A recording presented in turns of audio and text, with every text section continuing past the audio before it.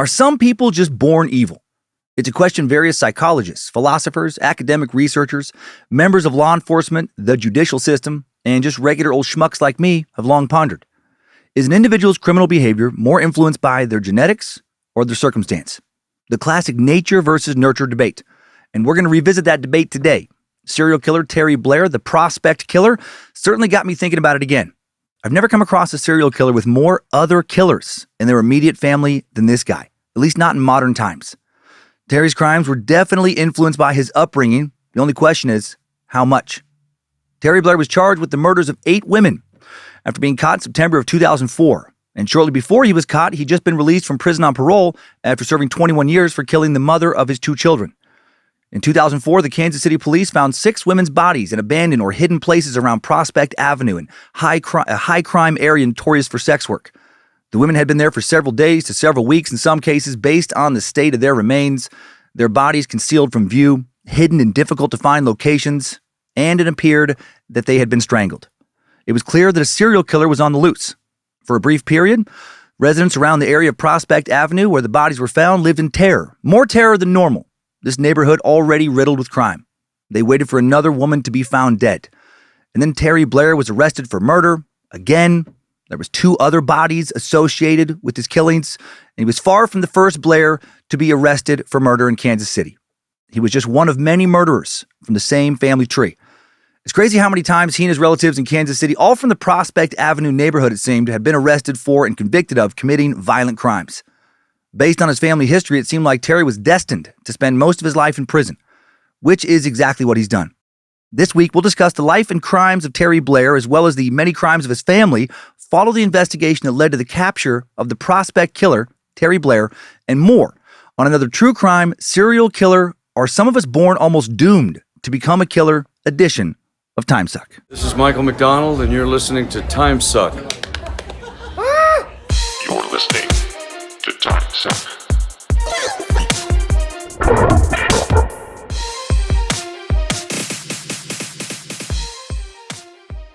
Happy Monday, meat sacks. Welcome to the Cult of the Curious. I'm Dan Cummins, the Suckmaster, Dad Watch Advocate. Still nervous about last week's unsolved murders. Mush-mouthed moron. And you are listening to Timesuck. A couple real quick announcements today. One last charity announcement for April. Able to donate $13,986 to Big Table, with another $1,554 headed to the scholarship fund. So woohoo! To find out more about Big Table, go to big-table.com. Not sure how Phoenix went this past weekend with stand-up shows. Hope the new shit was funny. I've been writing a lot of stuff down. Now come see it in Bloomington, Indiana, May 4th, 5th, and 6th. And Madison, Wisconsin, May 11th, 12th, and 13th. Go to dancummins.tv. Flying through this shit today. And last quick announcement. Are you a victim of Cummins law? Have you ever been puckered, buttholed, embarrassed against your will due to technological mishaps, unexpected volume increases, Bluetooth pairing failures, Bluetooth pairing successes, or any other accidental public broadcast of Timesuck? If so, you may be entitled to this collection. Cummins Law Certified Victim merchandise features a tea, office mug, framed mini to display your status as a certified victim. Stop living in silent shame. Don't hold it in any longer. Visit badmagicmerch.com today. And that's it. And that's it for announcements for you dirty front butt dumps. Now let's fucking get going. And chit-chat. One-sided chit-chat, of course, about the prospect killer. Starting off by briefly discussing how families might influence future criminal behavior today, followed by an overview of the criminal histories of Terry's family members to set the stage for his own crimes. Holy shit, this family. Then we'll cover a timeline of Terry Blair's life and our timeline today. I don't know why I said timeline twice. How his victims were found, who they were, and how Terry was quickly apprehended by detectives before wrapping it all up. And we're also going to meet somebody named Rooster. So that's always fun. Let's go.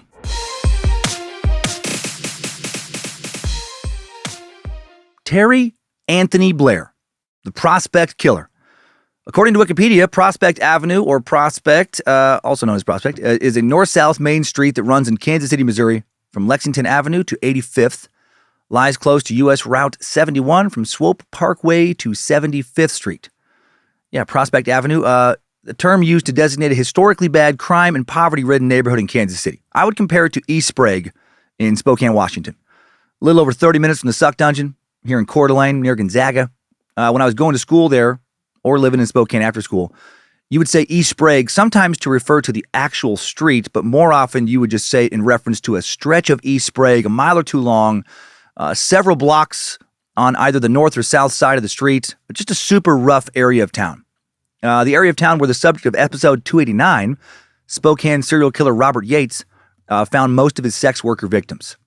And Terry Blair got his nickname because he found most of his victims, also sex workers or suspected sex workers, in the Prospect Avenue area of Kansas City. And when I first heard his nickname, not knowing Prospect was the name of a street in Kansas City, my mind wandered all over the place, making all kinds of crazy assumptions about what Prospect could be referring to with the serial killer. Right? Like was he killing motorcycle gang recruits?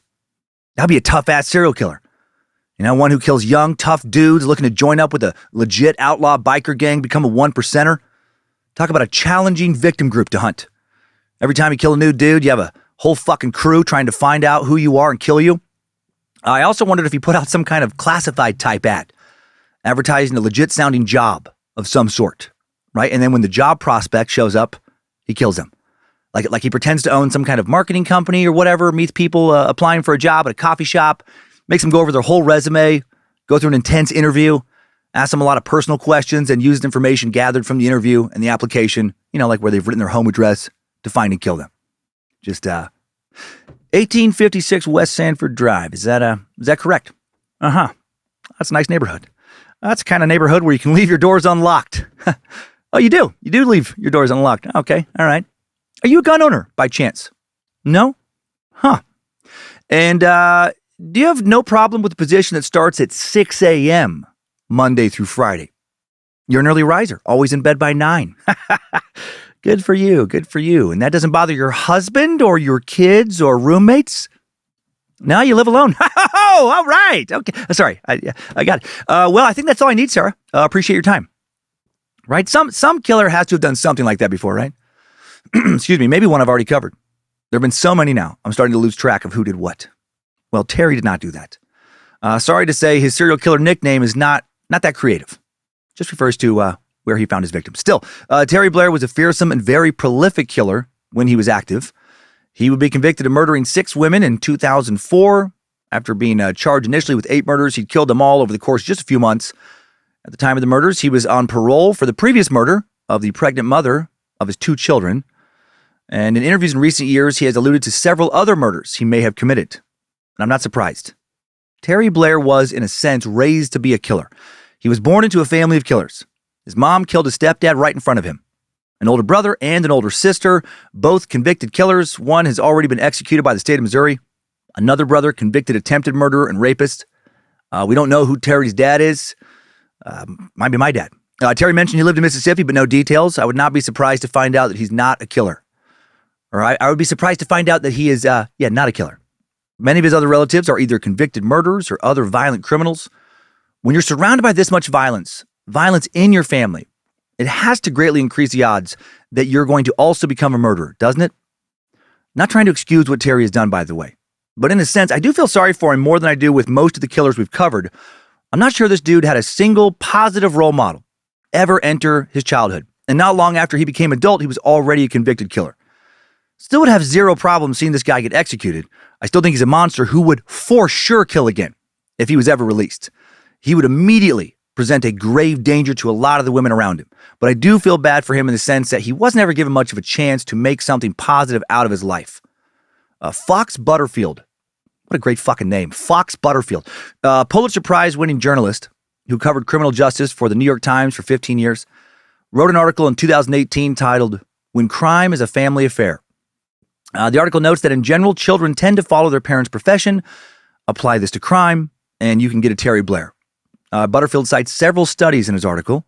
One London-based study titled, "Who Becomes Delinquent?" Second report of the Cambridge Study in Delinquent Development followed 411 boys from 1961 all the way to 2001. 40-year longitudinal study. A full half of the boys who were convicted of crimes were part of just 6% of all the families of the surveyed boys. 2/3 of those convicted boys came from just 10% of the families. So 10% of these families accounted for 2/3 of the criminals. Families composed of a lot of people getting arrested. In the 1940s, a husband and wife research team at Harvard Law found that 2/3 of boys in the Boston area who were sent to a reformatory by the court had a father who had already been arrested, and 45% had a mother who had already been arrested. In 2007, the U.S. Bureau of Justice concluded that half of 800,000 incarcerated inmates had a close relative who had previously been incarcerated. Butterfield wrote, despite the abundance of evidence showing the role of family in crime, criminologists and policymakers have largely neglected this factor. As the University of Maryland criminologist John Lobb told Butterfield, it's because any suggestion of a possible biological or genetic basis for crime could be misconstrued as racism. Instead, researchers have looked at other well-known causes like poverty, deviant peers at school, drugs, and gangs. Of course, these are real issues, but a child's life begins at home with the family even before the neighborhood. Friends or classmates can lead them astray. Interesting to me how that was all phrased. Sad that this type of research could be written off as racist by many. Like, why would a lot of people from the same family, all being criminals, necessarily point to a genetic link, like a racial link? Not only are all the people in the same family sharing many of the same genes, they're also sharing, and I think this is more important, the same environment. To find out how much one's genetics play into the odds of becoming a criminal, you'd have to look at twin or adoption studies. In cases of twins being adopted into different families, when one grows up to become a career criminal with a long rap sheet, how often does the other twin in a different environment also become a convicted criminal? Some studies like that have been done, very few, very limited studies, and the results have been very inconclusive. They have definitely not pointed towards a strong genetic link in criminal behavior. If both adopted twins commit more crimes than the average member of society, and there are also comparatively few examples of one adopted twin committing crimes but not the other, then you'd have real evidence that a proclivity to commit crime, comes from the blood, so to speak. It's a strong genetic basis. That basically you can be born much more likely to commit crime regardless of how you're raised. But again, that evidence never been found. In 2014, a genetic analysis of almost 900 offenders in Finland did reveal 2 genes strongly associated with violent crime. Those with the genes were 13 times more likely to have a history of repeated violent behavior than those who do not have the genes. However, even if an individual has a high-risk combination of these genes, the majority will still never commit a crime. The lead researcher told the BBC, committing a severe violent crime is extremely rare in the general population. So even though the relative risk would be increased, the absolute risk, it's still very low. Also, one person in a family having these 2 genes, dubbed the warrior genes, pretty fucking badass name for some genes, doesn't mean that everyone else in the family also does. So that's problematic. When looking into a family of criminals and surmising that the root of their shared behavior is genetic. Just different family members, even in a nuclear family, they don't have the exact same genes expressing themselves. To date, no study has conclusively, proven some type of born bad or bad blood theory. Because again, most of the time, families of criminals also share the same style of upbringing, live in the same environment, share the same socioeconomic status, etc. However, numerous studies have proven a conclusive statistical link between parenting style and future criminal delinquency, so environment. If you're raised by parents who are either largely absent or abusive, who are hostile and or negligent, you are more likely to engage in negative behavior, including crime, than you would be if you were raised by attentive, loving, nurturing, supportive, non-abusive parents. I dig into the numbers of all this, but they're pretty complicated and nuanced, and to properly explain it all would take us way too far away from the narrative. But you can click the link in the show notes that you can download from our app and go through pages and pages of statistical information. Many other studies have conclusively linked environment and criminality. In summary, if you grow up impoverished and surrounded by crime, you are much more likely to commit crime than someone raised in an area with low crime who is not impoverished. Makes sense. One large published study I looked at said, environmental factors that contribute to juvenile crime and violence include violent and permissive families, unstable neighborhoods, and delinquent peer groups. Here's a quote from this study's abstract. Most violent behavior is learned behavior. Early exposure to violence in the family may involve witnessing either violence or physical abuse. Research suggests that these forms of exposure to violence during childhood increase the risk of violent behavior during adolescence by as much as 40%. That's fucking huge. Even if violence is not modeled in the home, research suggests that the absence of effective social bonds and controls, together with the failure of parents to teach and children to internalize conventional norms and values, puts children at risk of later violence. Some neighborhoods also provide opportunities for learning and engaging in violence. The presence of gangs and illegal markets particularly drug distribution networks, not only provides high levels of exposure to violence, but violent role models and positive rewards for serious violent activity. So yeah, be a good parent. Don't abuse your kids. Love them, nurture them, and communicate with them. Right? Most violent behavior is learned behavior. That applies so well to Terry Blair. Terry witnessed some fucking hardcore violence growing up. He was surrounded by drug dealers and violent criminals, grew up in a neighborhood consistently described in sources as the most violent and crime-riddled in all of Kansas City when he was a kid. Circling back to criminal justice expert Fox Butterfield. Is that a real person with that name? When looking into the possible familial links with crime and violence, he interviewed a member of the Bogle family, a notorious crime family. I fucking love hearing about this family. He learned about this family when an official from the Oregon Department of Corrections called to inform him that he knew about a family with 6 members currently in prison. Butterfield did some more digging, found that the true number of Bogles who are either currently incarcerated, on probation, or on parole, get this, was actually 60. 60 fucking members of the same extended family, all Bogles, either in prison, on probation, or out on parole at the same time. Yeah! Bogle's not fucking around!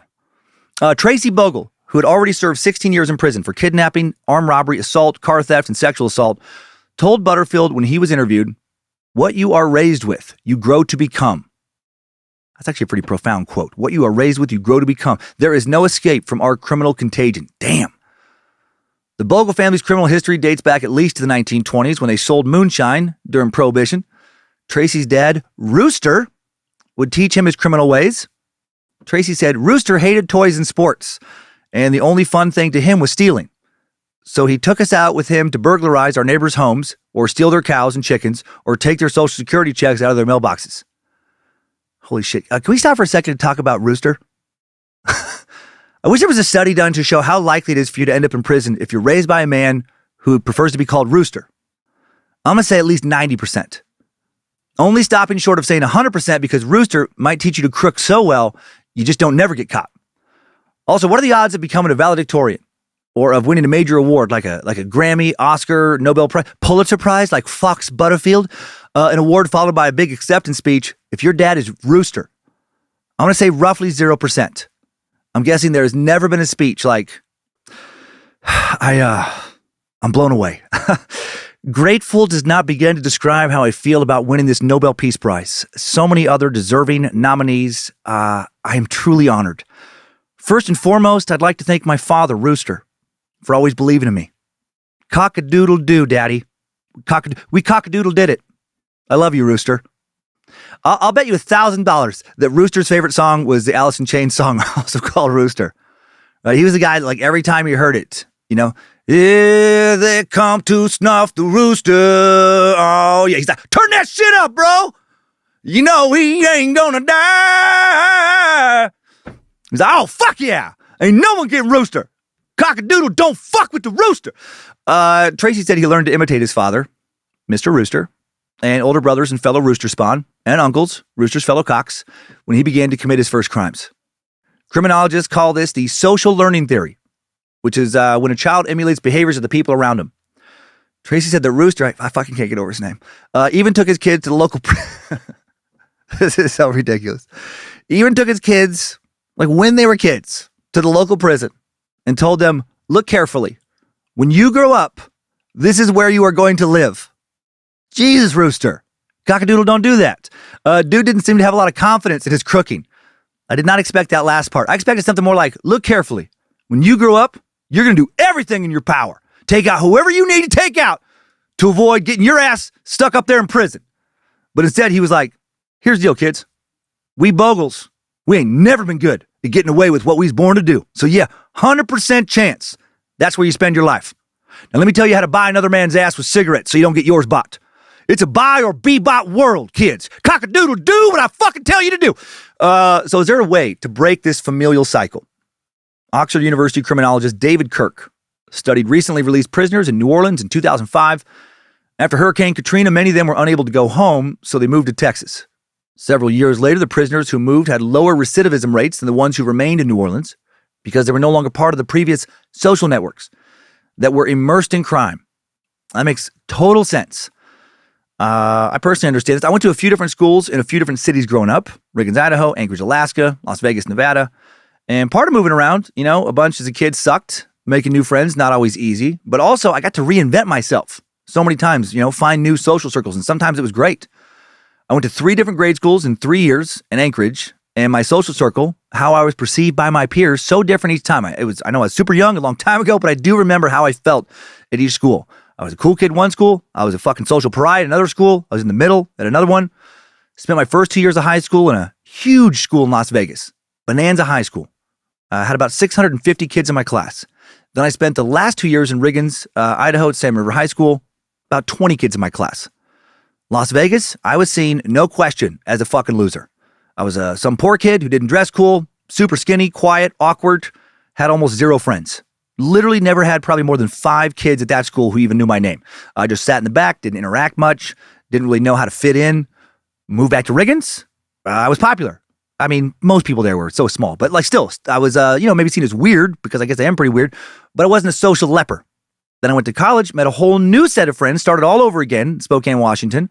Struggled to get a girlfriend in high school in both Vegas and Riggins. Would have struggled if I would have stayed, but didn't struggle in college. I was able to reinvent myself again. Reinvented myself so many times. My first tattoo I got when I was 22 was of a phoenix rising from the ashes, right? Its ashes on my back. So of course this would also apply to criminal behavior. And it did with me too. I was getting into some criminal shit in Las Vegas, and I'm convinced if I would not have moved, if my dad would not have moved my junior year, I would have at least been in jail, if not prison. Hard to get out of committing crimes if your entire social circle is criminals. But if you move away and have to start all over, so much easier to find a new group of friends who aren't necessarily into doing that shit. So back to UK criminologist David Kirk now. And actually, before I say that, Terry never got out. His whole family, it seems like they've been around Prospect Avenue for generations, just constantly immersed in the same shit. Now back to UK criminologist David Kirk. He ended up creating a volunteer program for Baltimore prisoners based on his Katrina findings, a way to help them break the cycle of crime that they were in. They would receive housing allowances from the state if and only if they moved to another part of the state after they were released. Smart. Cost of the program was just a fraction of the costs of what it would be to incarcerate the same people. So hail Nimrod. Another program was recently developed by University of South Carolina professor Scott who the fuck knows? Hengler. Scott, you have a tough last name, which focuses on providing treatment for the whole family to prevent further criminal choices rather than just an individual. And again, too bad Terry's family did not get some treatment because they fucking needed it. Let's look at them now. The Kansas City Star gathered information about Terry's family through newspaper articles, court records, and other public documents.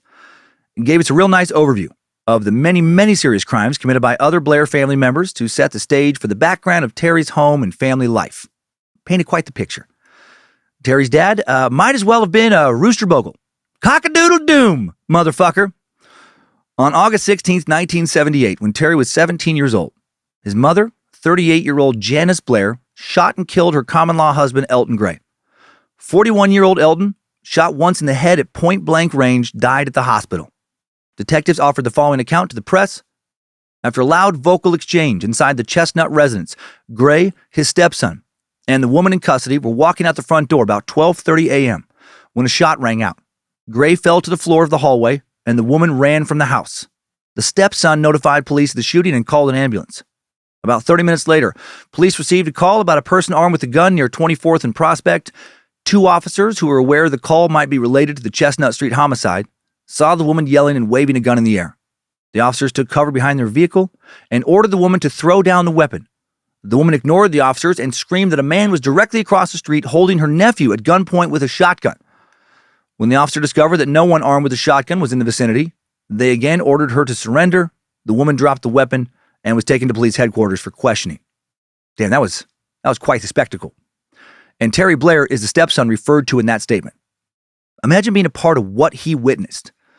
Missouri doesn't legally recognize common law marriages regarding Elton being referred to as Terry's common law stepdad. So sources, they don't say exactly how long Elton and Janice were together, but in general, it's believed that cohabitating for at least 7 to 10 years leads to a common law marriage. So let's say that that's how long they were together, 7 to 10 years.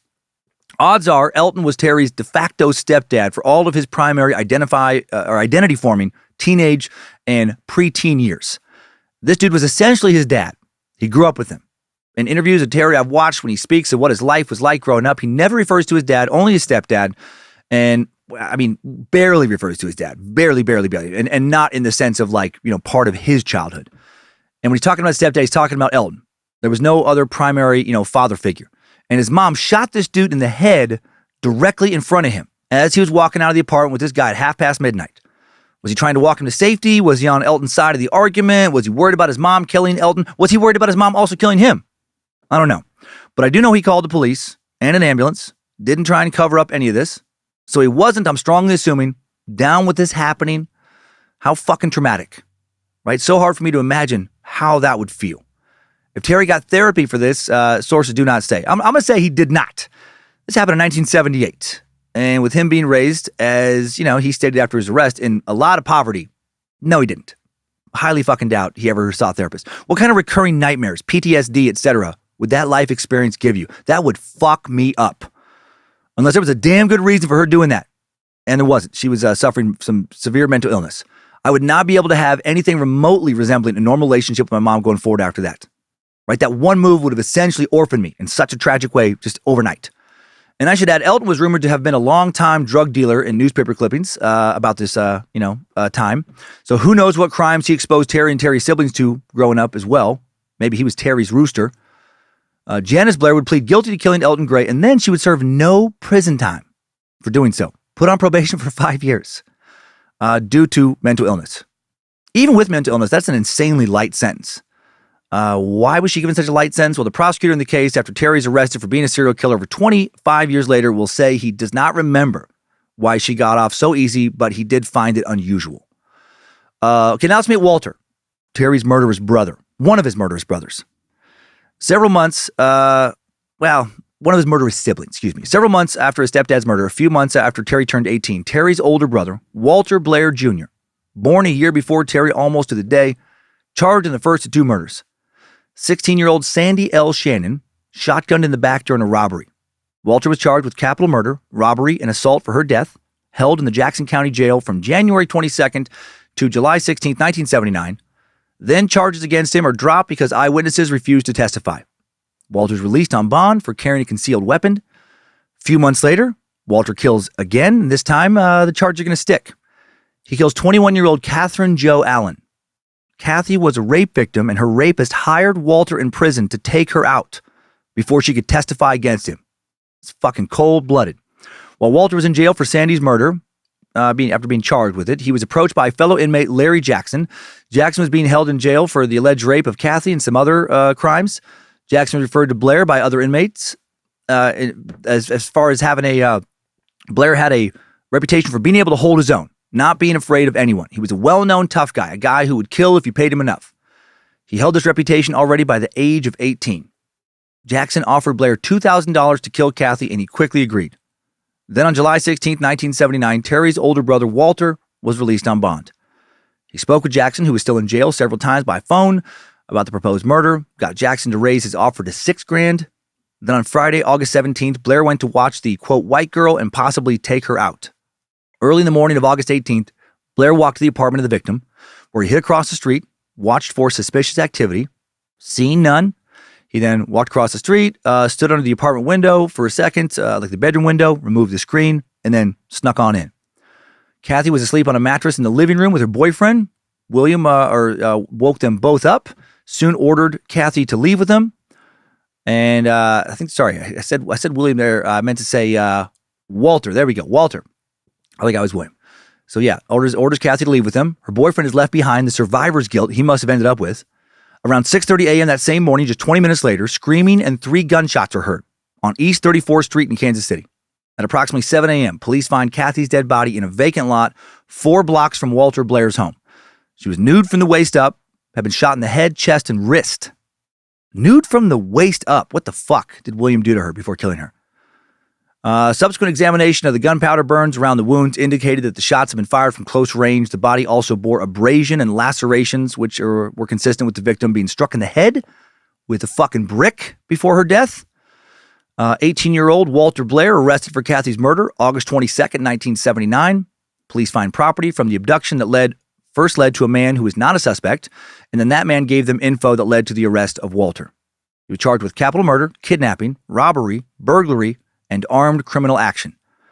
Jury selection started for Walter's trial September 30th, 1980. Judge overseeing the trial was, oh boy, not making up this name, Richard P. Sprinkle. That's right, Dick P. Sprinkle. The Honorable Dick Sprinkle. Not even halfway through, and we have ourselves a rooster and a Dick Sprinkle. That's nice. That's real nice.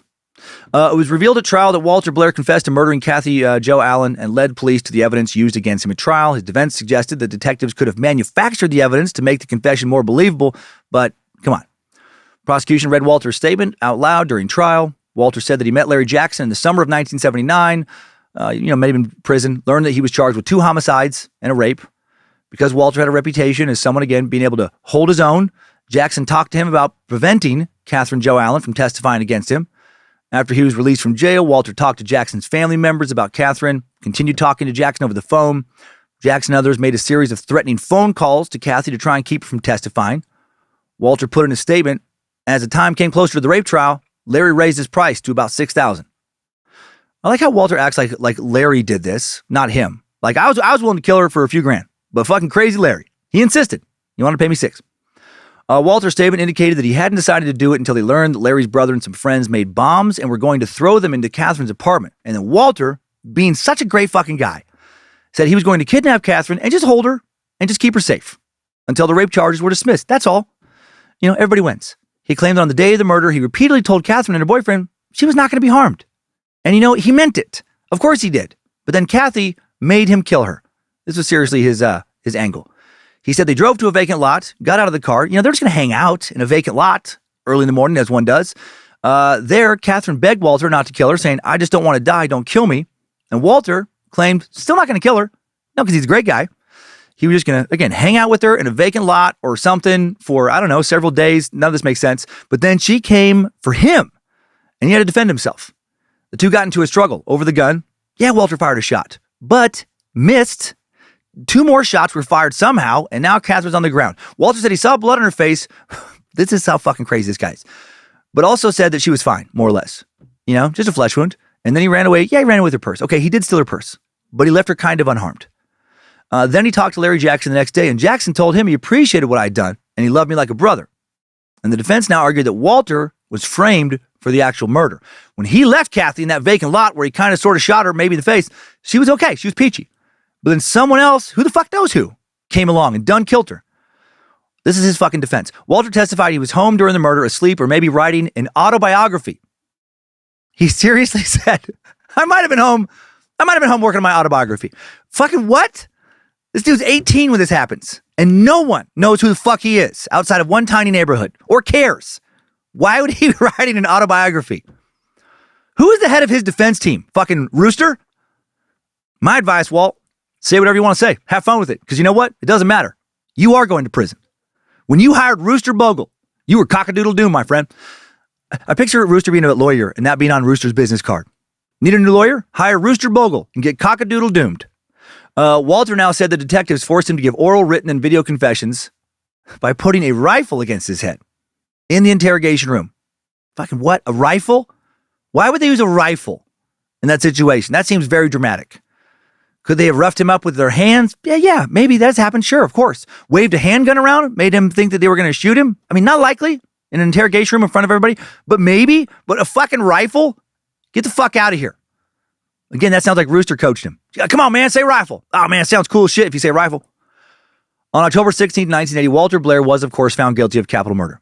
Then the jury voted to sentence him to death on October 17, 1980. 32-year-old Walter Blair would be executed by lethal injection July 21st, 1993. He had a long rap sheet before these crimes I mentioned too, by the way. Backing up a bit to connect this to Terry now. When he's just 17, his mom blows his common-law stepdad's brains out as he's walking that guy out of their home. Then just a few months after turning 18, less than 6 months after his mom kills his stepdad, his older brother Walter, only barely a year older than him. They were close growing up. He did say that later in an interview. Gets charged with killing some 16-year-old, but gets away with it. A few months later, because the witnesses are too afraid, he'll probably fucking kill them too. Then 9 months later, when Terry's just 18, Walter gets arrested for killing a 21-year-old rape victim to keep her from testifying. What the fuck does that do to your mind? Nothing good. And then when Terry's only 19, his brother's found guilty, sentenced to death. Now let's move on to one of Terry's sisters. His older sister, Warnetta, born 5 years before he was. She'll kill someone in 1980 as well. 32-year-old James L. Bell, found dead in his home on Prospect Avenue, September 27th, 1980. He was found on the floor, and he had been stabbed 30 fucking times with a kitchen knife. My God. Friends found him when he failed to show up for work. Prosecutors believe Bell was murdered to collect a $10,000 life insurance policy. How fucking disgusting. How sad. May of 1981, Terry's sister, now 25-year-old Warnetta Blair, charged with the brutal capital murder of Bell. When charged, this piece of shit was already in custody for the first-degree assault of a mentally disabled man. She was accused of immersing this poor bastard into a tub of near-boiling, scalding water because he had, quote, squealed to police. Poor guy suffered second and third-degree burns all over his body. James Bell worked in an upholstery shop owned by Nola White III, Warnetta's husband, at the time of his murder. Police sources indicated that Bell expressed fear for his life to at least one person before he was killed. Warnetta's husband, Nola White, Nathaniel Williams, her cousin, also charged with Bell's murder. Warnetta agreed to testify against her husband in exchange for having the charges dropped against her, but state law prohibited her from testifying against him because they're married. So Warnetta immediately files for divorce, but soon learns that she's pregnant. May 3rd, 1984, Nola White III pleads guilty to second-degree murder. White insisted he only helped plan the murder to collect the life insurance policy but didn't commit the murder. Warnetta did. He was charged with 2 counts of capital murder. First capital murder charge is dismissed when the key witness refuses to testify. Why did this witness refuse to testify? Probably because this witness had been literally shot, threatened with death, and, not done, had the heads of several of her pets cut the fuck off. Not kidding. Her fucking pets were decapitated. Sorry, Bojangles. White was charged again with capital murder, though, when Warnetta agrees to testify against him, also testify against her cousin, Nathaniel Williams, also Terry's cousin, obviously, charged in this case. So White charged once more in March of 1984. White claims she just drove Warnetta and Nathaniel to the apartment. And then they came back to the upholstery shop 20 minutes later saying, they stabbed the shit out of Bell.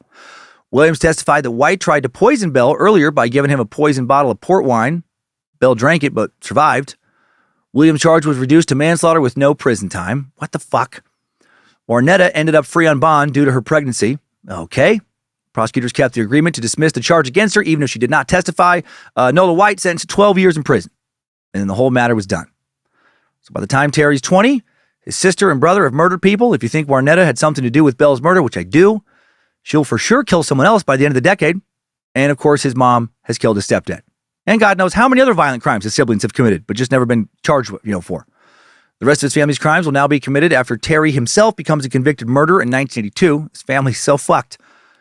Now for the details of the other murder Warnetta for sure committed. December 10th, 1989, the body of Warnetta's boyfriend at the time, Pablo Gomez, found bound and gagged in their shared apartment on East 30th Street. Pablo died of suffocation because the gag covered his mouth and nose. Pablo had been wrapped in a blanket on a bed. His head was covered by a pillowcase. Hands tied up with a belt, sponge stuffed into his mouth. On December 15th, 1989, Warnetta is charged with his second-degree murder. Prosecutors said that Warnetta killed her boyfriend, a known drug dealer from Cuba, because he had threatened to cut off her supply of crack.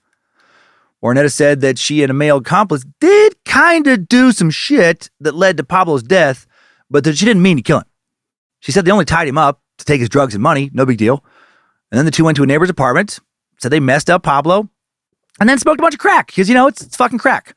On August 23rd, 1990, Warnetta pled guilty to second-degree murder and was sentenced to 10 years in prison. Warnetta Blair left prison in December of 1999, and according to the internet, is living currently in Kansas City. You can look up her address pretty easily. You can probably find her, go talk to her about all this if you feel like risking getting murdered. She's 66 now, so she's probably not as good at killing as she used to be. Her fucking stabbing arm, probably, a lot weaker. But a member of the next generation of Blairs could very well be living with her. And their murders too. At least some of them. At least one of her kids. I wouldn't risk it. I'm going to share some of the criminal exploits of 3 of Warnetta's kids here in a bit. First, let me introduce you to 2 more siblings. Starting with Terry's half-brother. A convicted rapist currently in prison with no chance of parole. Someone who tried to murder one of his rape victims. In 1994, Terry's older half-brother Clifford S. Miller, convicted of abducting and shooting and raping a woman in Kansas City outside a bar at 29th and Prospect, June 5th, 1992. This shit is fucking savage. Cannot find a date of birth for this monster. Just listed as being older than Terry. So another one of his role models. Per court records, June 5th, 1992, Angela Hunter left Jimmy's Steakhouse on 2901 Prospect Avenue after it closed. Jimmy's Steakhouse. That sounds like a good steakhouse to me, right? Fucking Jimmy. Jimmy has to have grilled up a good steak, right? Well, maybe Jimmy's gone now. It's no longer around. Ms. Hunter estimated that she left the bar at approximately 3:20 a.m., but it could have been earlier. As she went out to her car, a man driving a dark Camaro or a Trans Am pulled up beside her. The man pointed a gun at her head, told her to get in the car. As she struggled with him, the gun went off. Bullet struck her in the arm. Ms. Hunter, now driven by her attacker, to a house at 2520 Olive, still in the Prospect neighborhood. At the house, her attacker orders her to perform oral sex upon him, keeping the gun pointed at her head. And you're hearing all this right. This motherfucker makes her give him a blowjob with a gun to her head after he's already shot her in the arm. And he shot her bad enough to destroy one of her bones, by the way. This shit is savage. The man told Ms. Hunter to go up the stairs, and when they reached the top of the porch, he once again forced her to perform oral sex. My God! This is a second quick blowjob while she's bleeding from a massive bullet wound. Clearly her pain turns him on, or he just gives just no fucks about her. That whatever, just doesn't matter. She's just an object. The man, Terry's half-brother Cliff, then hits her in the head with his gun hard, leaves her dazed and drifting in and out of consciousness. After falling off the porch, Ms. Hunter now makes her way down the street, naked and bloody, attempting to get help. Eventually, she knocks on the door at 2453 Olive. The person at that house calls the police. She's taken to the Truman Medical Center, where she will remain recovering for 2.5 months. In addition to the serious gunshot wound to her arm, Ms. Hunter also had a fractured skull, broken jaw, and smashed cheekbones. Yeah, he hit her hard with that gun, and multiple times. Did not care if she lived or died. She had to have her teeth straightened later. One of the bones in her arm was partially replaced with metal. Police found a blood trail leading back to 2520 Olive the night she was assaulted. No one was apprehended for the crime at that time, but police found a large amount of blood, some woman's clothing, later identified to be Miss Hunter's, at the house 2520 Olive. 11 months later, 8 months after getting out of the hospital for all this, she goes out to a bar and she sees Terry's half-brother Chris again. Or rather, Chris sees her. And how fucked up is this? Chris walks up to her, grabs her arm, tells her, it's been a long time. This guy's a fucking psychopath. How many other women had he hurt by this point? Thank God one of her friends now calls the police. They come to the bar, arrest Clifford Miller, who doesn't even bother leaving the bar after knowing that she's there. He is later convicted of forcible sodomy, assault, kidnapping, and armed criminal action, and he is sentenced to life plus 240 years. He was hit with an especially lengthy sentence because this was far from the first time this dude had been arrested. He had a record with charges like robbery, unlawful use of a weapon, possession of a controlled substance, and many, many other crimes. Now let's briefly meet just one more of Terry's brothers. Sources do not indicate his age, not sure if he's older or younger. Also a real nice, gentle guy compared to the other brothers you've met. In December of 1999, Terry's brother Daniel Blair pleaded guilty to helping someone possess 50 grams or more of cocaine with the intent to sell. Daniel and another man were selling crack out of the accomplice's mother's house within 1,000 feet of an elementary school. He was sentenced to 8 years and 4 months in prison. Daniel had already been arrested and convicted of things like assault, displaying weapons, stealing, robbery, various drug offenses, obstructing an officer, etc. So many arrests in one family. Okay, now as promised, we will meet 3 of Warnetta's children, 3 of Terry's nephews, 2 of which are also convicted murderers. That's right, I said one, I forgot. Fucking 2 of her kids are, my God. Diamond Blair, born in 1975, was first sent to juvenile court for stealing when he was just 6 years old. Between 1987 and 1991, he appeared in juvenile court again and again for assault, stealing cars, running away from the McCune School for Boys, and more. June of 91, Diamond was placed in the custody of the Missouri Division of Youth Services. Almost immediately escaped from a state detention center, was not captured again until October. Authorities believe he committed 6 armed robberies, 1 unarmed robbery, 1 rape, and 2 assaults during just those few months of running around. In November of 1991, Diamond was ordered to stand trial as an adult despite being only 16 for the July 5th, 1991 robbery of a pizza delivery driver. Diamond and 2 other men grabbed the driver by the throat while he was delivering a pizza, stole $200 and 3 large pizzas from him. June 5th, 1992, Diamond received 6 separate sentences for 2 counts of first-degree robbery, unlawful use of a weapon, armed criminal action, kidnapping, and forcible sodomy. The longest sentence was 18 years for each count of first-degree robbery. Diamond was released from prison for all this sometime prior to 2009. And then that year, he would murder 22-year-old Montague Kevin Ashline, shot him in a robbery. Between 2009 and 2014, when he'd be convicted for Ashline's murder, he'd also be arrested and sent to prison for 23 years for a variety of charges. Now he'll never get out of prison. For Ashline's murder, he received 2 life sentences. 2 more nephews. And then after all this murder, we'll get into Terry's crimes. Backing up to 1991, a month after the pizza delivery robbery, Terry's nephew / Diamond's brother, 16-year-old William C. Blair, is sentenced to 15 years for first-degree robbery. He was released September 28, 2003. Within a few months following his release, he was arrested again. And get this, charged with 88 fucking counts of robbery. My God! In a couple months, 88 counts of robbery, assault, and armed criminal action for, quote, a series of brazen holdups of bars, a convenience store, and a karate studio. Because why not? Just gonna fucking hold up a dojo. One liquor store employee was shot during that crime spree. Various bar patrons were also pistol whipped, kicked, and beaten in a variety of other ways. This dude is so lucky he also didn't end up murdering someone. On October 7, 2004, William pleaded guilty to 17 counts of first-degree robbery, 19 counts of armed criminal action, 1 count of attempted robbery, and 1 count of first-degree assault. 50 other charges were dropped. He'll also never get out of prison. He was given life with no possibility of parole, thank God. And then the last one now, another murderer. On August 7, 2001, another one of Terry's nephews, half-brother of William and Diamond, 21-year-old Nola White IV, charged with first-degree murder and armed criminal action for killing someone we've already met, killing his dad, Nola White III, in his dad's store. Prosecutors allege that he shot his father after an argument over money. Nola White III was shot in the head, his wallet taken, and the killer searched his store for money. Yeah, and if you'll recall, Nola White III, a convicted murderer, went to prison for 12 years for killing his upholstery employee, James Bell. Someone Warnetta also, helped kill, or maybe did kill. There's so many fucking murders in this family. It's hard to keep track of who killed who. And now one family killer has murdered another family killer. An employee told the police that the younger Nola came to the store a few days earlier, asked his dad for money, which he did regularly. His dad told him to leave. The employee left a short time later. And then the younger Nola came back and killed his dad while this employee was gone. In 2002, Nola White IV pled guilty to murdering Nola White III, sentenced to 30 years. His next parole hearing is set for 2025. So that's great. So he could be out soon. Awesome. Shortly after being imprisoned on September 24th, 2004, Nola White IV spoke with the Kansas City Star about his fucking family. Said he didn't have much contact with his relatives when he was young. At age 5 or 6, he was taken from his mother's custody. That would be Warnetta. Put into group homes, foster homes, state facilities. He reunited with his family when he was 18. Said that at the time he received little positive guidance. What? Little positive guidance from the Blairs? Come on, get out of here. He said that when he tried to ask his family for help, they ignored him. White told the Star, I would say I never had a banking account, so why don't you show me? It was like talking to a wall. After a while, you get tired of being rejected. That's fucked up, but it doesn't sound like the best reason to kill his dad. Just more evidence of how completely fucked up this family is. Terry Blair, not an anomaly in his family, which is weird to say about a serial killer. No, he fit right in.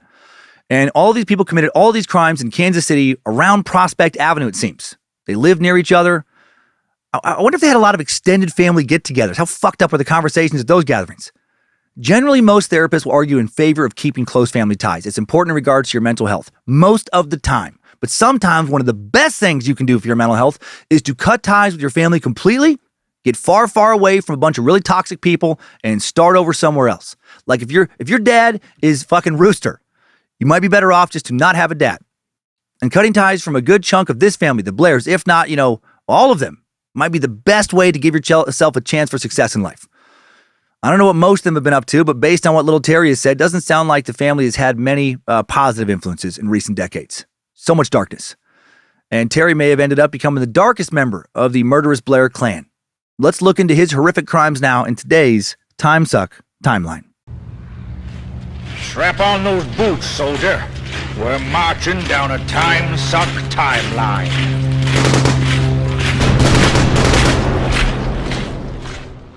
Terry Anthony Blair was born in Kansas City, September 16, 1961. The fourth of 10 children, his family consisted of 6 boys and 4 girls. Nothing is mentioned in any sources regarding the identity of his birth father. Not even his Wikipedia page lists a section about his childhood. Nothing. That is not typical. We at least know a bit about his mom, as I've already laid out.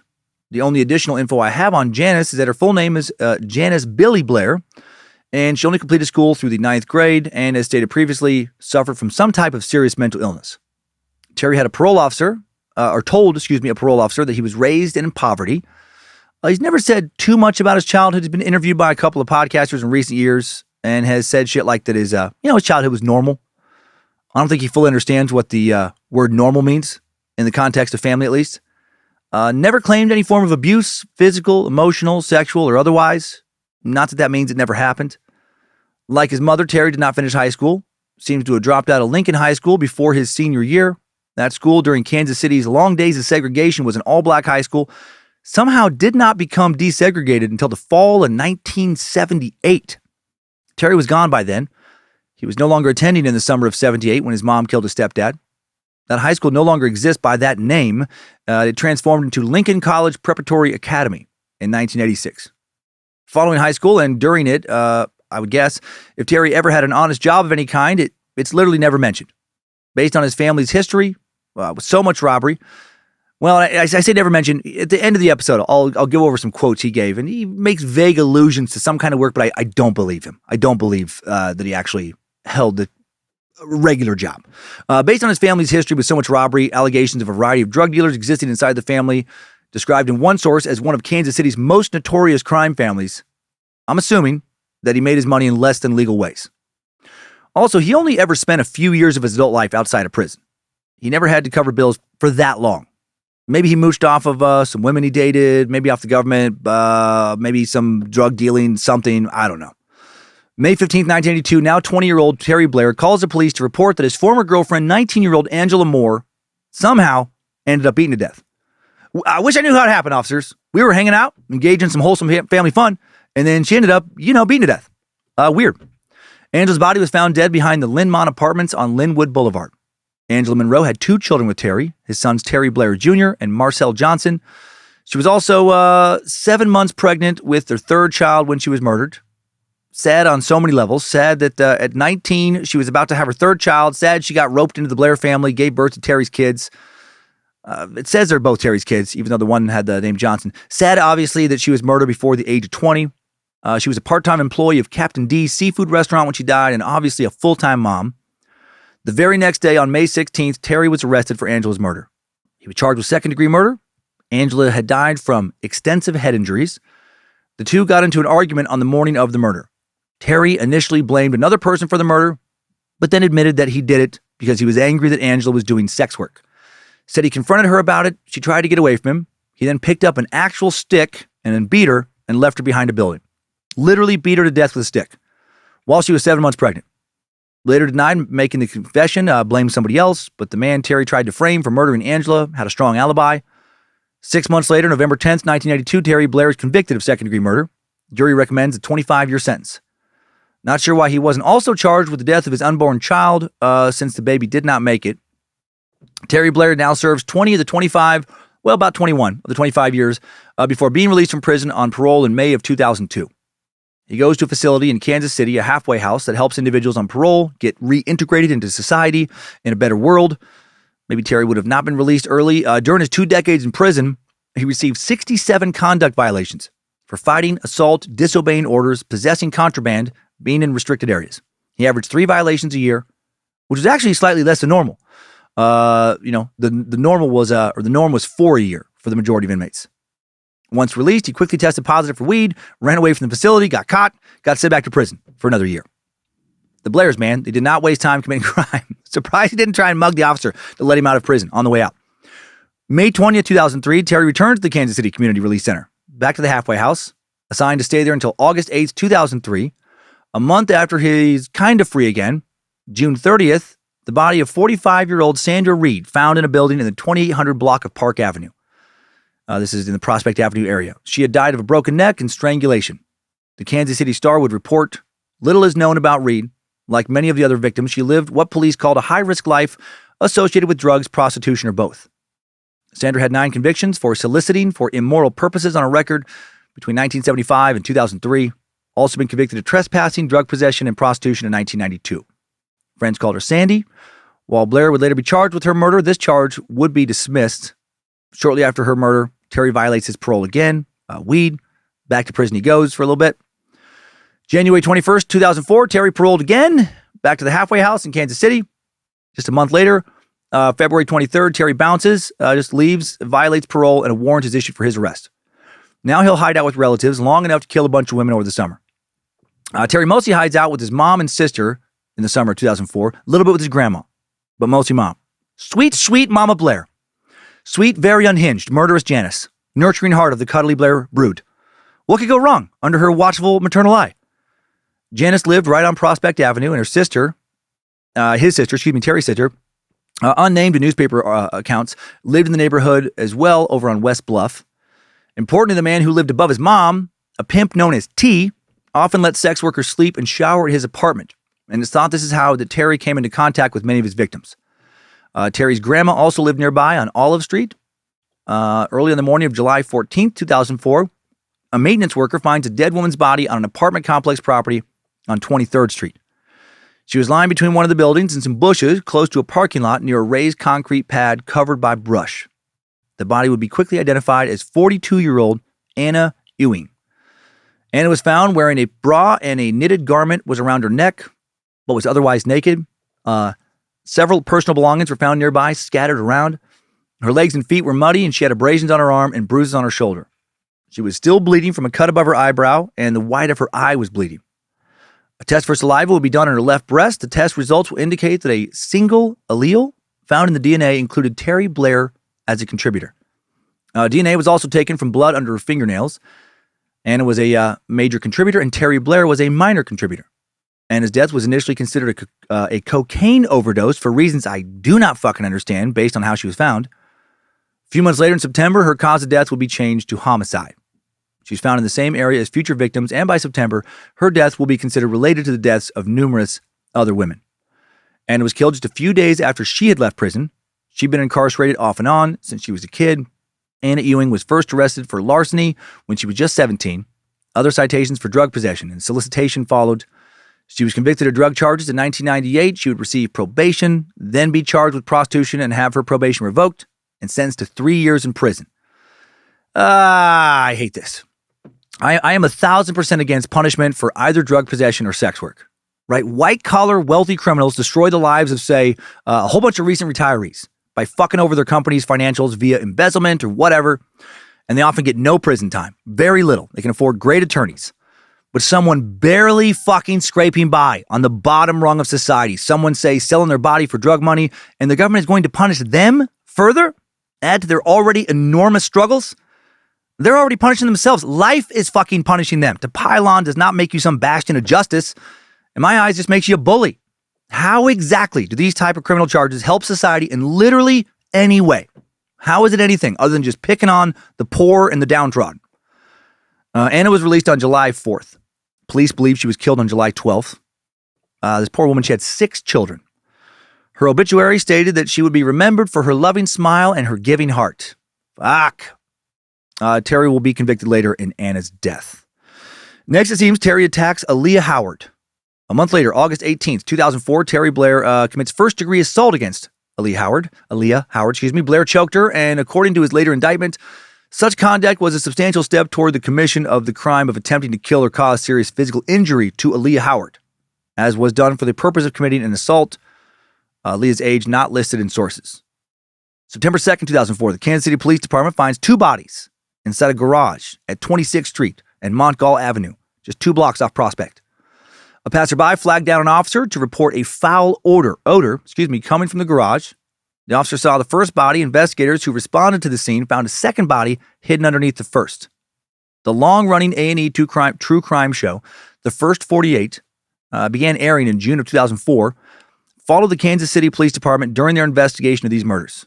The show was created to offer an inside look at the real-life world of homicide investigators. While the series often follows the investigations to their end, usually focuses on their first 48 hours, hence the title.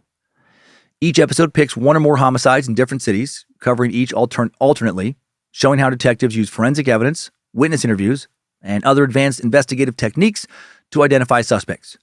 While most cases are solved within the first 48 hours, some go on days, weeks, months, even years after the first 48, obviously. Show is still airing new episodes, it seems. The name comes from police training on homicide investigations, historically suggesting, in the past few decades, that the first 48 hours are the most important time period in a homicide investigation. One study that came out around this time, around the time of the show's debut, illustrated that regarding homicide clearance rates, in about half of solved homicides, the suspect is apprehended within the first 48 hours, and up to 70% are apprehended within the first week. And in Kansas City in the summer 2004, this show just happened to end up covering an investigation that would lead to the capture of the Prospect Killer.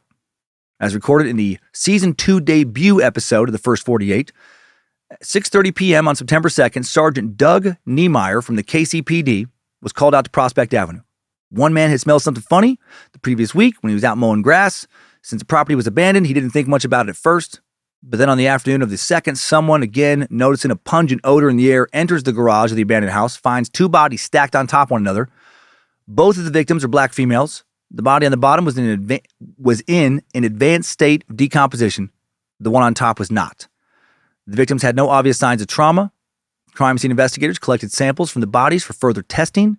Sergeant Niemeyer asked Detective Steve Morgan to canvass the neighborhood, and he did, but found no witnesses.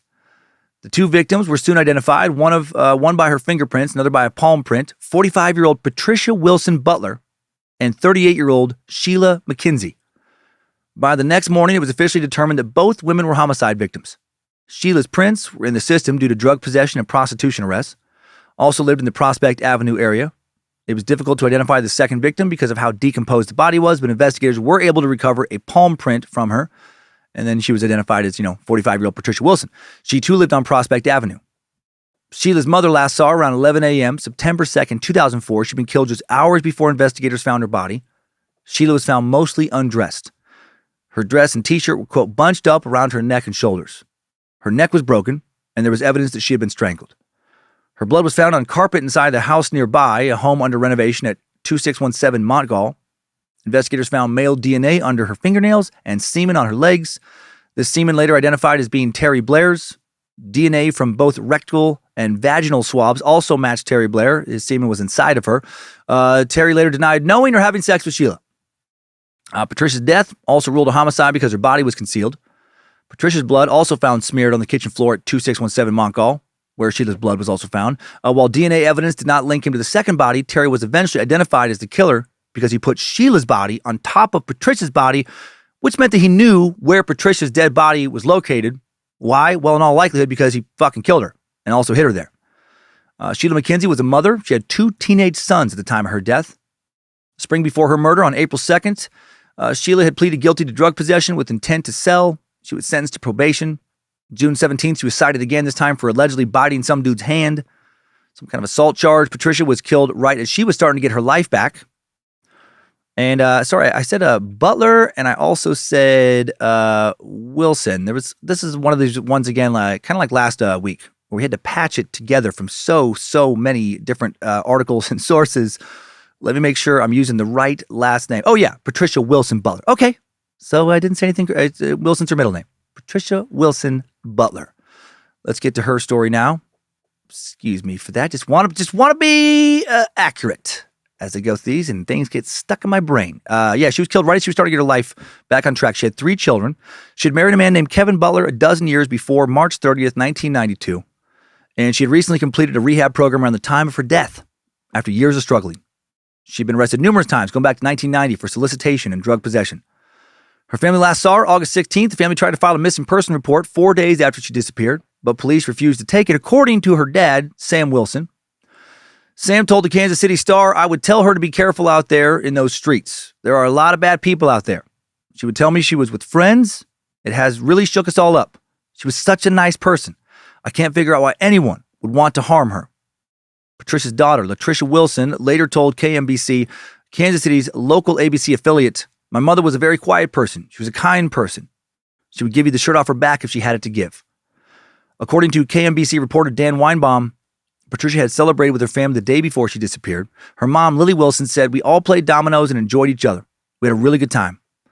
Patricia didn't come home from a doctor's appointment on August 16th. Her mom knew something was wrong. She said, "I kept saying, something's wrong." She would come home if she could. I could just feel it in my heart. There was something wrong. And then on September 3rd, 2004, another woman's body is found at 29th and Park, 3 blocks off of Prospect. Her skeletal remains discovered behind a vacant house at 2905 Park after an unidentified man called 911. The body was lying in an overgrown area covered with carpet and brush. Death was ruled a homicide because the body had been concealed. The 911 caller spoke to police at 10:39 p.m. that evening. The victim would later be identified as Carmen Hunt. The caller used a deactivated cell phone with no SIM card, which meant there was no number to identify the phone. However, all phones have an international mobile equipment identifier that will allow them to call 911. At least all the phones this time. The caller said the body was in the backyard of the house. When asked how he knew the location of the body, he answered, "I put it there." He refused to identify himself. But the caller, of course, was Terry Blair. When he asked again how he knew the body was there, he said, "Because I put the 2 on 25th and Montgall, and I put that there." The caller said the body was in the backyard of an abandoned house and that it was all the way to the fence by the alley, buried up under tree branches. Been there for about 2 months. He didn't know the victim's name, but said he knew she was a sex worker. After he confirmed that he killed the other 2 women who were found at 25th and Montgall, the previous 2 bodies we just discussed, he hung up. The following is the conversation between the caller and the 911 dispatcher, retrieved from Terry's court documents. So, Terry, I want to report a dead body. Where? On 29th and Park. 29th and Park? In the backyard, at the Northeast house on the corner. Northeast house on the corner? Yeah. How do you know it's a dead body there? I put it there. What's your name? Oh, no. Have them look up under the branch. Look up under what? The bushes by the alley. Look up under the bushes by the alley? Yeah. How do you know the body's there? Because I put the 2 on 25th and Montgall, and I put that there. Who is this person? I don't know her name. Where'd you meet her at? She's a prostitute. She was a prostitute? So was the other 2 killed on 25th and Montgall, prostitutes. And you killed them also? Yeah, maybe. Might have been my mom, though, or one of my brothers, or one of my nephews or cousins. Honestly, it's hard to keep track of who killed who. Like, when I'm thinking about who I killed, I can't even figure out it half the time. Was it me, or was it Diamond? Daniel? Clifford? Rooster? You know what I mean? No, I don't know what you mean, not really. Are you saying someone in your family killed them? 100%.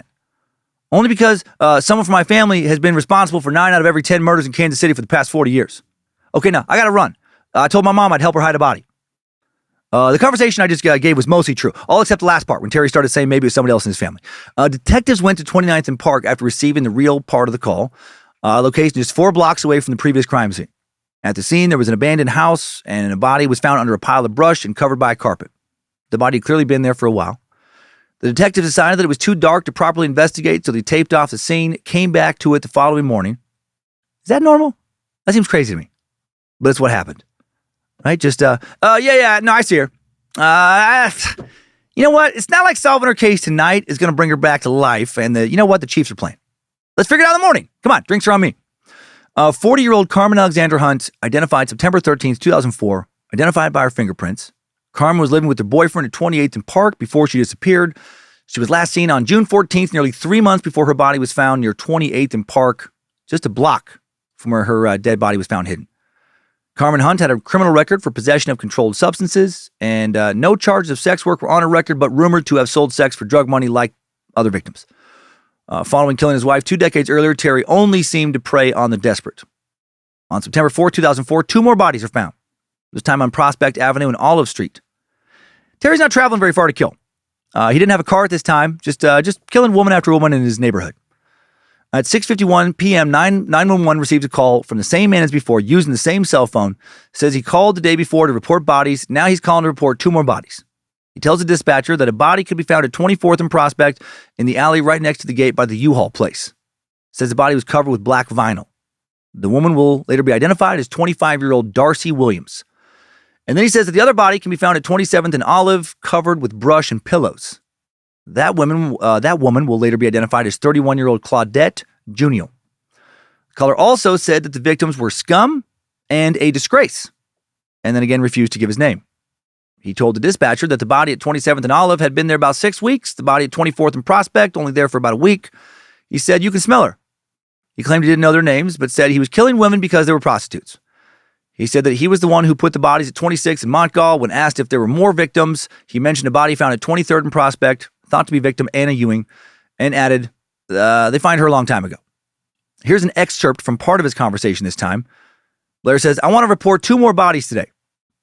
The other body is on 27th and Olive, the southeast corner in the backyard, in the yard next to the back." Wait, this is what he says. "The southeast corner house in the backyard, in the yard next to the backyard, which is a vacant lot." And the dispatcher says, "Who are these people that you buried, sir?" "These people are prostitutes." "Okay, why did you kill these prostitutes?" "Because they are scum. They're what? Scum. They're a disgrace. They're a disgrace. Can you tell me if you buried any more? It was on 23rd and Prospect. They find her a long time ago. Yeah, the one on 23rd and Prospect. You did that one too? Yeah, and I have more, he says. The caller said he would give his name when he calls the next day, and then we'll give the location of more bodies. The medical examiner's office identifies Darcy Williams, found on 24th and Prospect on September 6th. Darcy was adopted when she was a kid, recently started looking for her biological family. How fucking sad. Darcy found lying in some brush outside a fenced parking lot. Photos from the scene show 2 U-Haul banners near her, body covered by roofing tar paper, not visible at first. Officers had to cut the fence to get to her. A black shirt was found around her neck. July 13th, 2004, Darcy had pled guilty to drug possession. She was sentenced to 2 years but put on probation. Also convicted of possessing drug equipment and refusal to pay a taxi fare. Police think that Darcy was killed on August 28th. Darcy's mother will testify that she met her daughter every week on Wednesdays. The last time she saw Darcy was August 25th.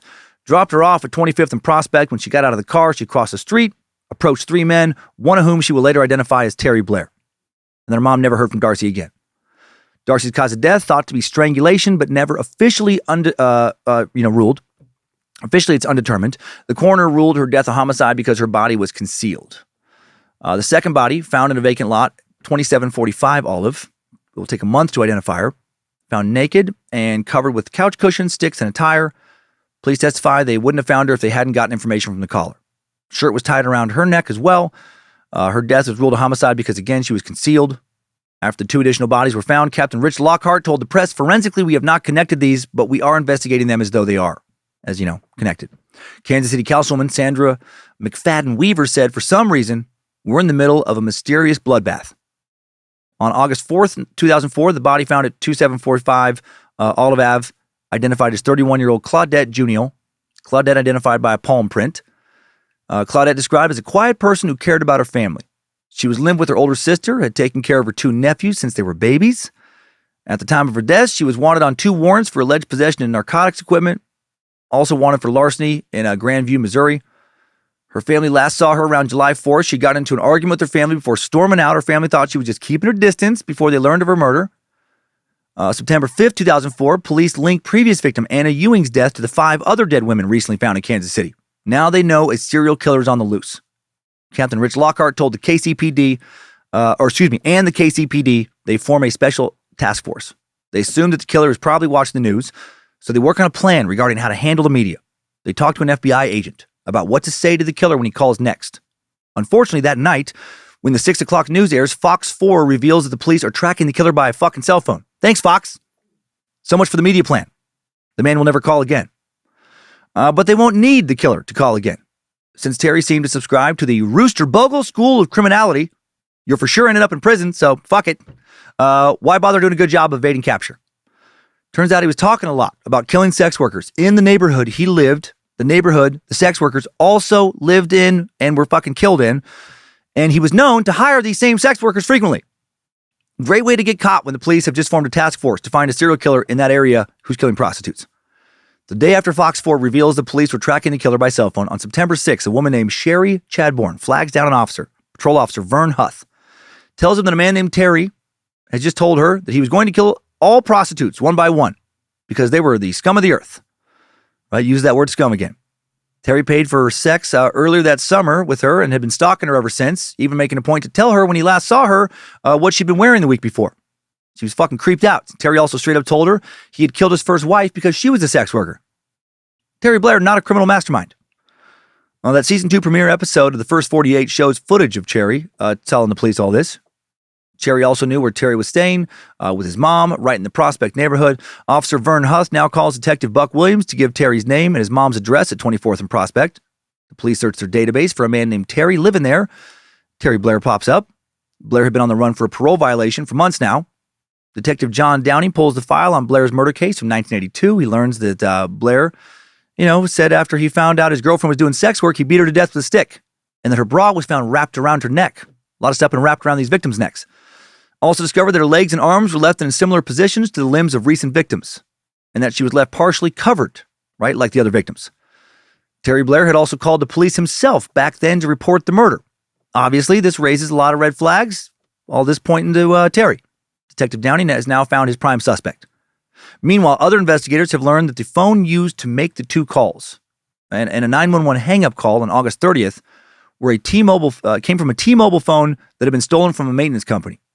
There were no more calls from this phone after it was reported that the police were attempting to track the caller after that had been revealed in the news. Officers now do some test calls with the T-Mobile phone from the area around Terry's mom's apartment and also his sister's home, where he was, rumored to also stay. Testing shows that the September 3rd call came from south of a cell tower at 18th and Prospect, Terry's mother's apartment located directly south of that tower. August 30th and September 4th calls came from north of a cell tower located at 3330 Roanoke. Terry's sister lived directly north of that tower. During the September 4th call, the dispatcher could hear children playing and a train horn in the background. There are two playgrounds near Terry's sister's house, one of which was right behind her duplex. The duplex also located very close to some railroad tracks, right? All the pieces fit. Train records and GPS coordinates showed that the train blew its horn at 6:53 p.m. near Terry's sister's house, September 4, 2004. The 911 call started at 6:51, just 2 minutes earlier. I love seeing how they put all this together. The next day, September 7th, the KCPD task force looks at missing persons reports, tries to locate as many women as possible while they build their case against Terry Blair. They also look at recent sex crime reports, hoping to find someone who might have seen the killer. Detective Donnie Hoffman and Detective Jeff Downing speak to a woman who was raped at 24th and Prospect 3 weeks earlier. Her face was blurred out on the first 48, her name not given. The following are some quotes from her interview. The woman said about the attack, "And he pulled a switchblade out on me, and he made me touch the tip of the blade. He said he doesn't like women." Downing asked what the man said about prostitutes, and the woman answered, "He said that they're no good and that they smoke crack and do all these bad things." She added, "He's seen that I was clean and everything, and that's what he said. He said, you haven't been working." See, that's what he said to me. He said that I had a good you-know-what, and that's the reason why he didn't hurt me. What the fuck? I have not heard that detail before in any of our serial killer sucks. A killer checking out women's pussies, deciding they deserve to live if they're good and clean. Maybe instead of the Prospect killer, he should have been called the busy pussy killer. Probably seen as insulting, though, to victims. I get it. The woman also said that she kept passing out because the man was choking her. She didn't get a good look at his face because he pulled her shirt over her face, right? These victims have had a lot of their clothes pulled up over. But she described him as African-American. Most disturbingly, she said the attacker told her when he was all done and everything, he mentioned about that girl getting killed on 23rd in the alleyway there, and he said that I could have been girl number 6. Fucking Terry. Following day, September 8th, KCPD detectives Buck Williams and Joe Marinella. All right. And another woman who was attacked off Prospect Avenue a couple weeks earlier. They talked to her. Again, Terry just kept attacking women in the same neighborhood, many of them in an area just less than 1 square mile in size. The first 48 identifies this woman by her first name of Aaliyah. And Aaliyah said that she was sitting in an alleyway when she was attacked by a man. She said, "He's choking me, and we fight for a long time. I try to get the thing from around my neck like this. Pretty soon he got tired of using it, so he starts choking me with his hands. All I remember is him picking me up. Well, he choked her unconscious, left her for dead in an abandoned garage." She described her attacker as tall, said, "He's real nice. He talks to you like he ain't got nothing to worry about." And he does have such a laid-back, just calm way of speaking. I've watched several interviews. She described him as an African-American man. He was wearing black pants, a zip-up jacket, black with a gray stripe on the side. Just a few days before being interviewed, she ran into him for the first time since he attacked her. She said she saw him walking down Prospect Ave, said he walked right past me, and he turned around and looked at me like he seen a ghost. He looked at me like, "I thought I killed you. What is you doing walking?" And he kept looking back all the way down the street, so I started walking because I recognized him as soon as I looked at his face. I mean, I could never forget what he looked like. Well, Aaliyah later picks out Terry Blair from a photo lineup. Another day later, September 9th, Detective Steve Morgan obtains the unknown caller's phone serial number. Also gets the phone number. He now knows the exact model, when it was made, when it was manufactured. The phone was purchased January 28, 2004. Last call made was June 18th.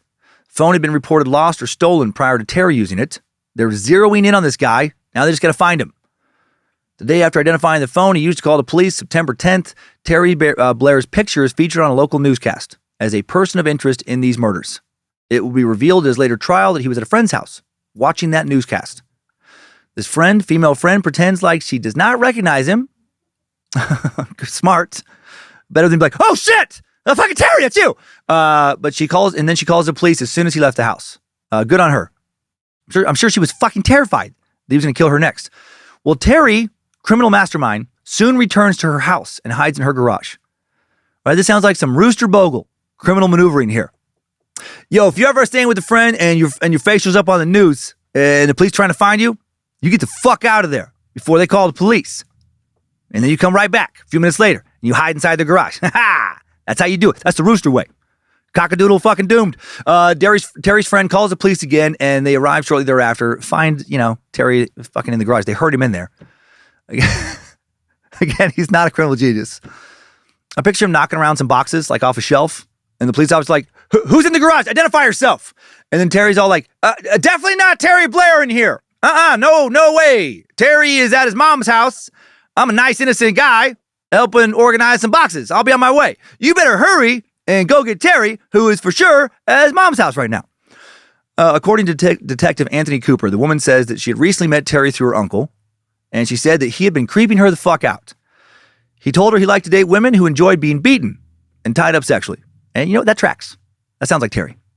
Could have been hot if he was referring to some safe BDSM play, but he was not referring to that. She said they broke things off, but he kept coming by because he's a maniac.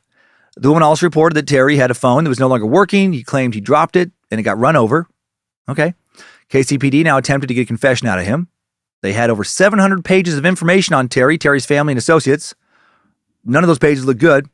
They had his prison record. They had witnesses connecting him to the murders. They'll soon have DNA evidence as well coming back from the lab. At 4 p.m., detectives Rob Blem and Joe Metanella, they talked to Terry.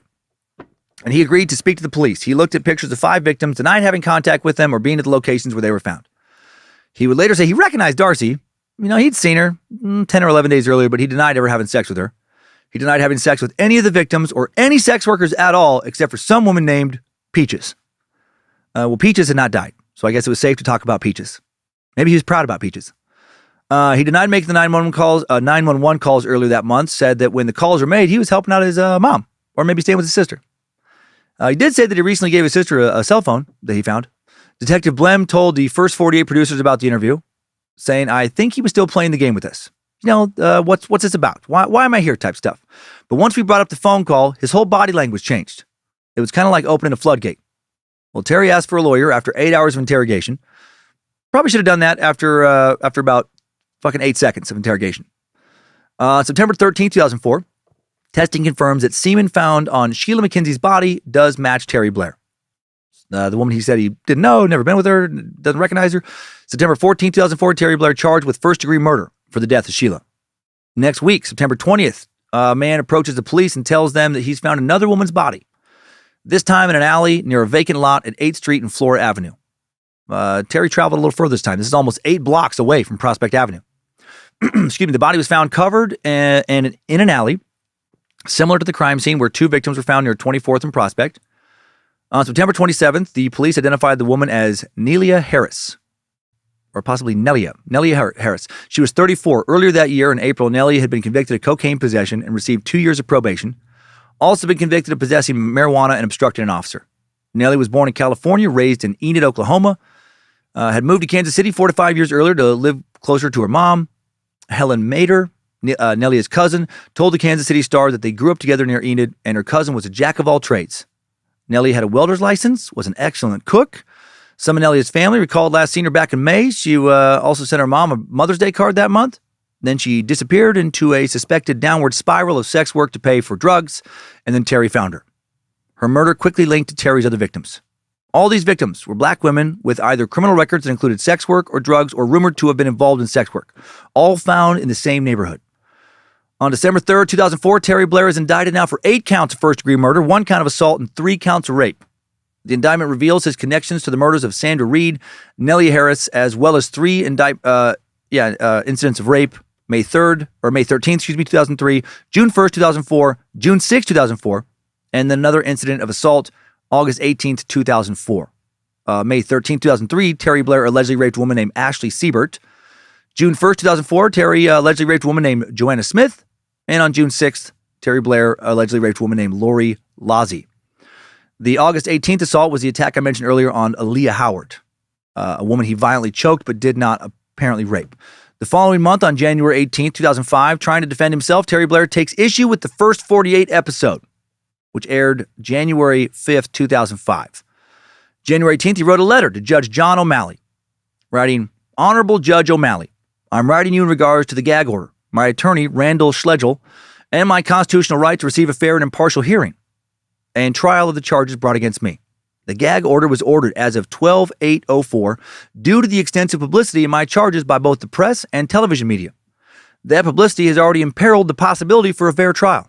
In violation of the court order, this publicity again was very much extensive, but now through the cable television media. This publicity focuses upon information that also would be barred at any trial, prior convictions, speculation, improper opinions, evidence of bad character, and guilt by association. On 1/6/05, a television media show, the First 48, an A&E network show, aired an episode, A Serial Killer Calls. This show aired graphic video images of the victims' bodies, the homicide detectives and their families, the investigation into these charges, statements about criminal record, past conviction, testimony of alleged victims, the contents of the 911 caller confessions to the murders, that detectives alleges to be me, Terry Blair, the nature of physical evidence, opinion as to guilt, credibility, and character. I cannot begin to express how hurtful I find all of this, especially since so much of it is wildly inaccurate. No one knows how much these women suffered more than I do. I was there. I was the one who killed them, and oftentimes also raped them. And it was not as bad as the show portrayed. The women did not suffer like how the show made it seem. If anything, they did suffer more. But I digress. It is neither legal nor fair for the jury to be prejudiced against me going into this trial. Am I no good, lower than dirt, homicidal hater of women? Yes, indeed I am when they're scum, and I hate scum, and I enjoy killing scum. And if I'm lucky enough to walk free again, I will certainly kill more scum. But, and this is of the utmost importance, Your Honor, I'm not the exact type of scum portrayed on the First 48, so please, make the only conscionable decision there is to be made, and just, hey, let's call the whole thing off. Let's start over. I'll work harder to not get caught. I'll try a different neighborhood. You get to work on a case with less violent graphic details to be heard. Everyone wins. Okay, sorry, that last part, starting with the I cannot begin to express this with bullshit. Of course, you knew that. I was just saying what I felt like Terry wanted to write to the judge, not what he did. Jumping back into his real shit now. He does want everything just to be dismissed, by the way. He writes, extrajudicial statements that contains a substantial likelihood of materially prejudice in a trial was made, and there is reasonable likelihood that the show, the First 48, could affect the judgment of the jury. The show has been shown twice already, and may probably be shown many more times before a trial. The show images could eventually, if not already, harm the court's ability to pick an impartial jury. It will be very difficult to set those images aside. The show detectives' comments, we believe Blair is the one, the images of the bodies, victim testimony, all impede defendant right to a fair trial. Media coverage already was an issue in this case and now aired on cable television all over Missouri.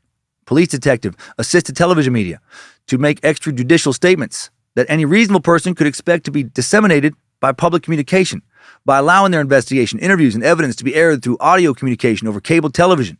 Before my trial and knowing that that it's illegible what he wrote there, statements and information will have a substantial likelihood of materially prejudicing trial in this matter, and in violation of the court order gag order, which is in full force.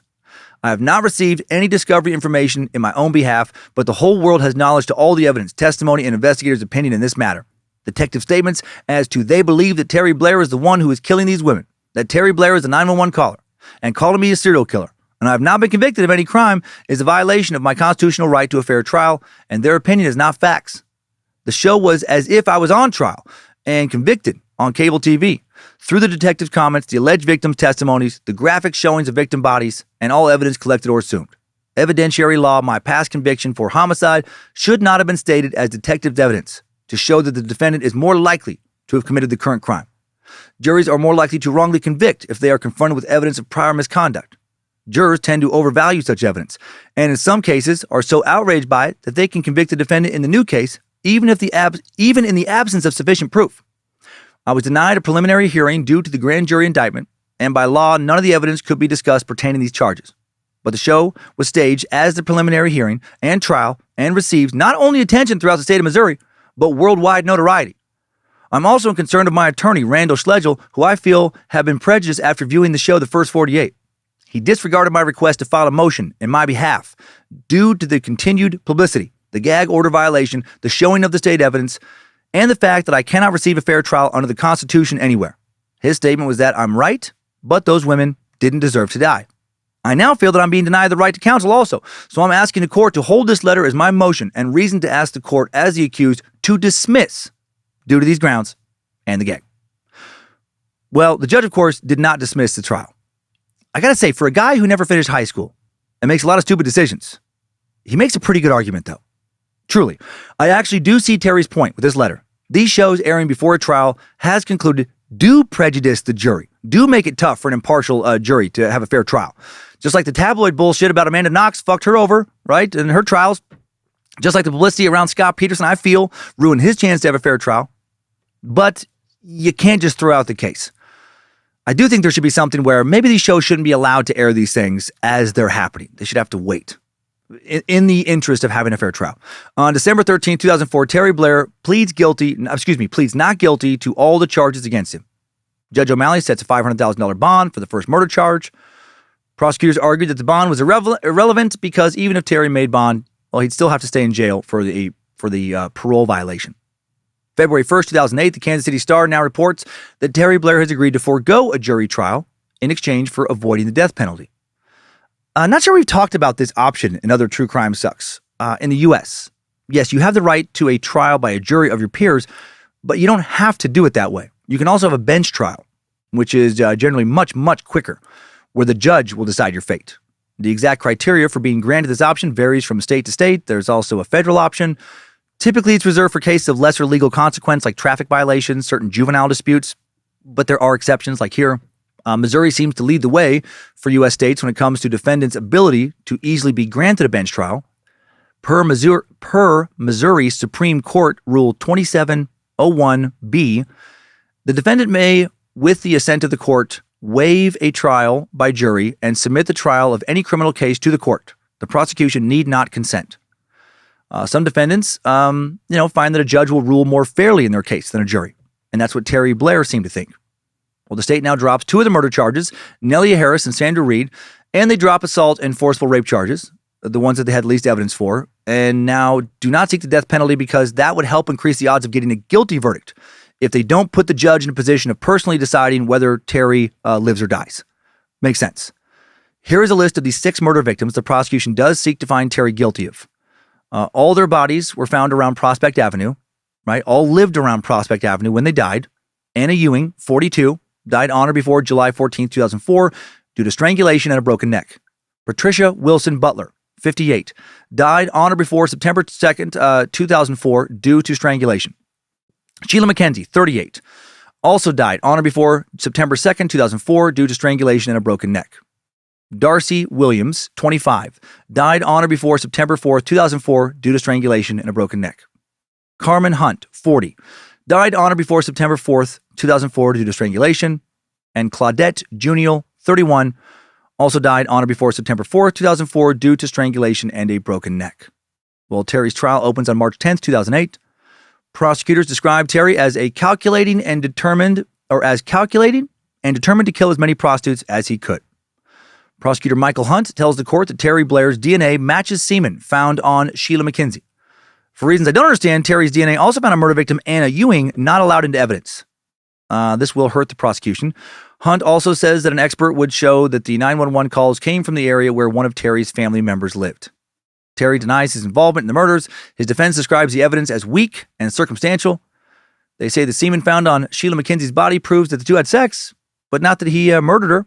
The defense calls the DNA evidence meaningless, says that another man's saliva also found on Sheila's body. Unknown DNA and hairs found on the victims would show Terry Blair as one of 6 possible suspects. In this case, according to the defense attorney, David Kenyon, Kenyon said his expert witness would show that calls came from a different part of the city, and a linguistics expert would state that the 911 caller was not Terry Blair. March 11, 2008, Cherry Chadbourne testifies that she worked as a sex worker in 2004 and that Terry Blair was one of her clients. She said that she and other sex workers stayed in an apartment building in 2004 where Terry lived with his mother, right? That apartment above his mom's, and she was afraid of Terry. I imagine almost everyone in the neighborhood was fucking afraid of Terry and several other Blairs. On September 6, 2004, she told an officer that Terry Blair said he was going to kill the prostitutes one by one. Under cross-examination, though, she admitted that she had been awake for more than 24 hours because she was high when she said that, and that her memories at that time were flawed. Witness Latrice Leisure testifies next, says she was the one who called the police on September 10th, 2004. Terry was at her house watching football. News showed his picture, named him as a person of interest in the murders. They both pretended not to notice. She told Terry she was tired, asked him to leave, called the police, and then soon she heard her dog barking. Terry had returned to the house, and sure enough, Terry was found hiding in the garage. Testified that the voice from the 911 calls sometimes sounded like Terry Blair, but other times didn't. Latrice's daughter also testified that she talked to Terry Blair on September 10th, and he said whoever killed the prostitutes must have had a good reason.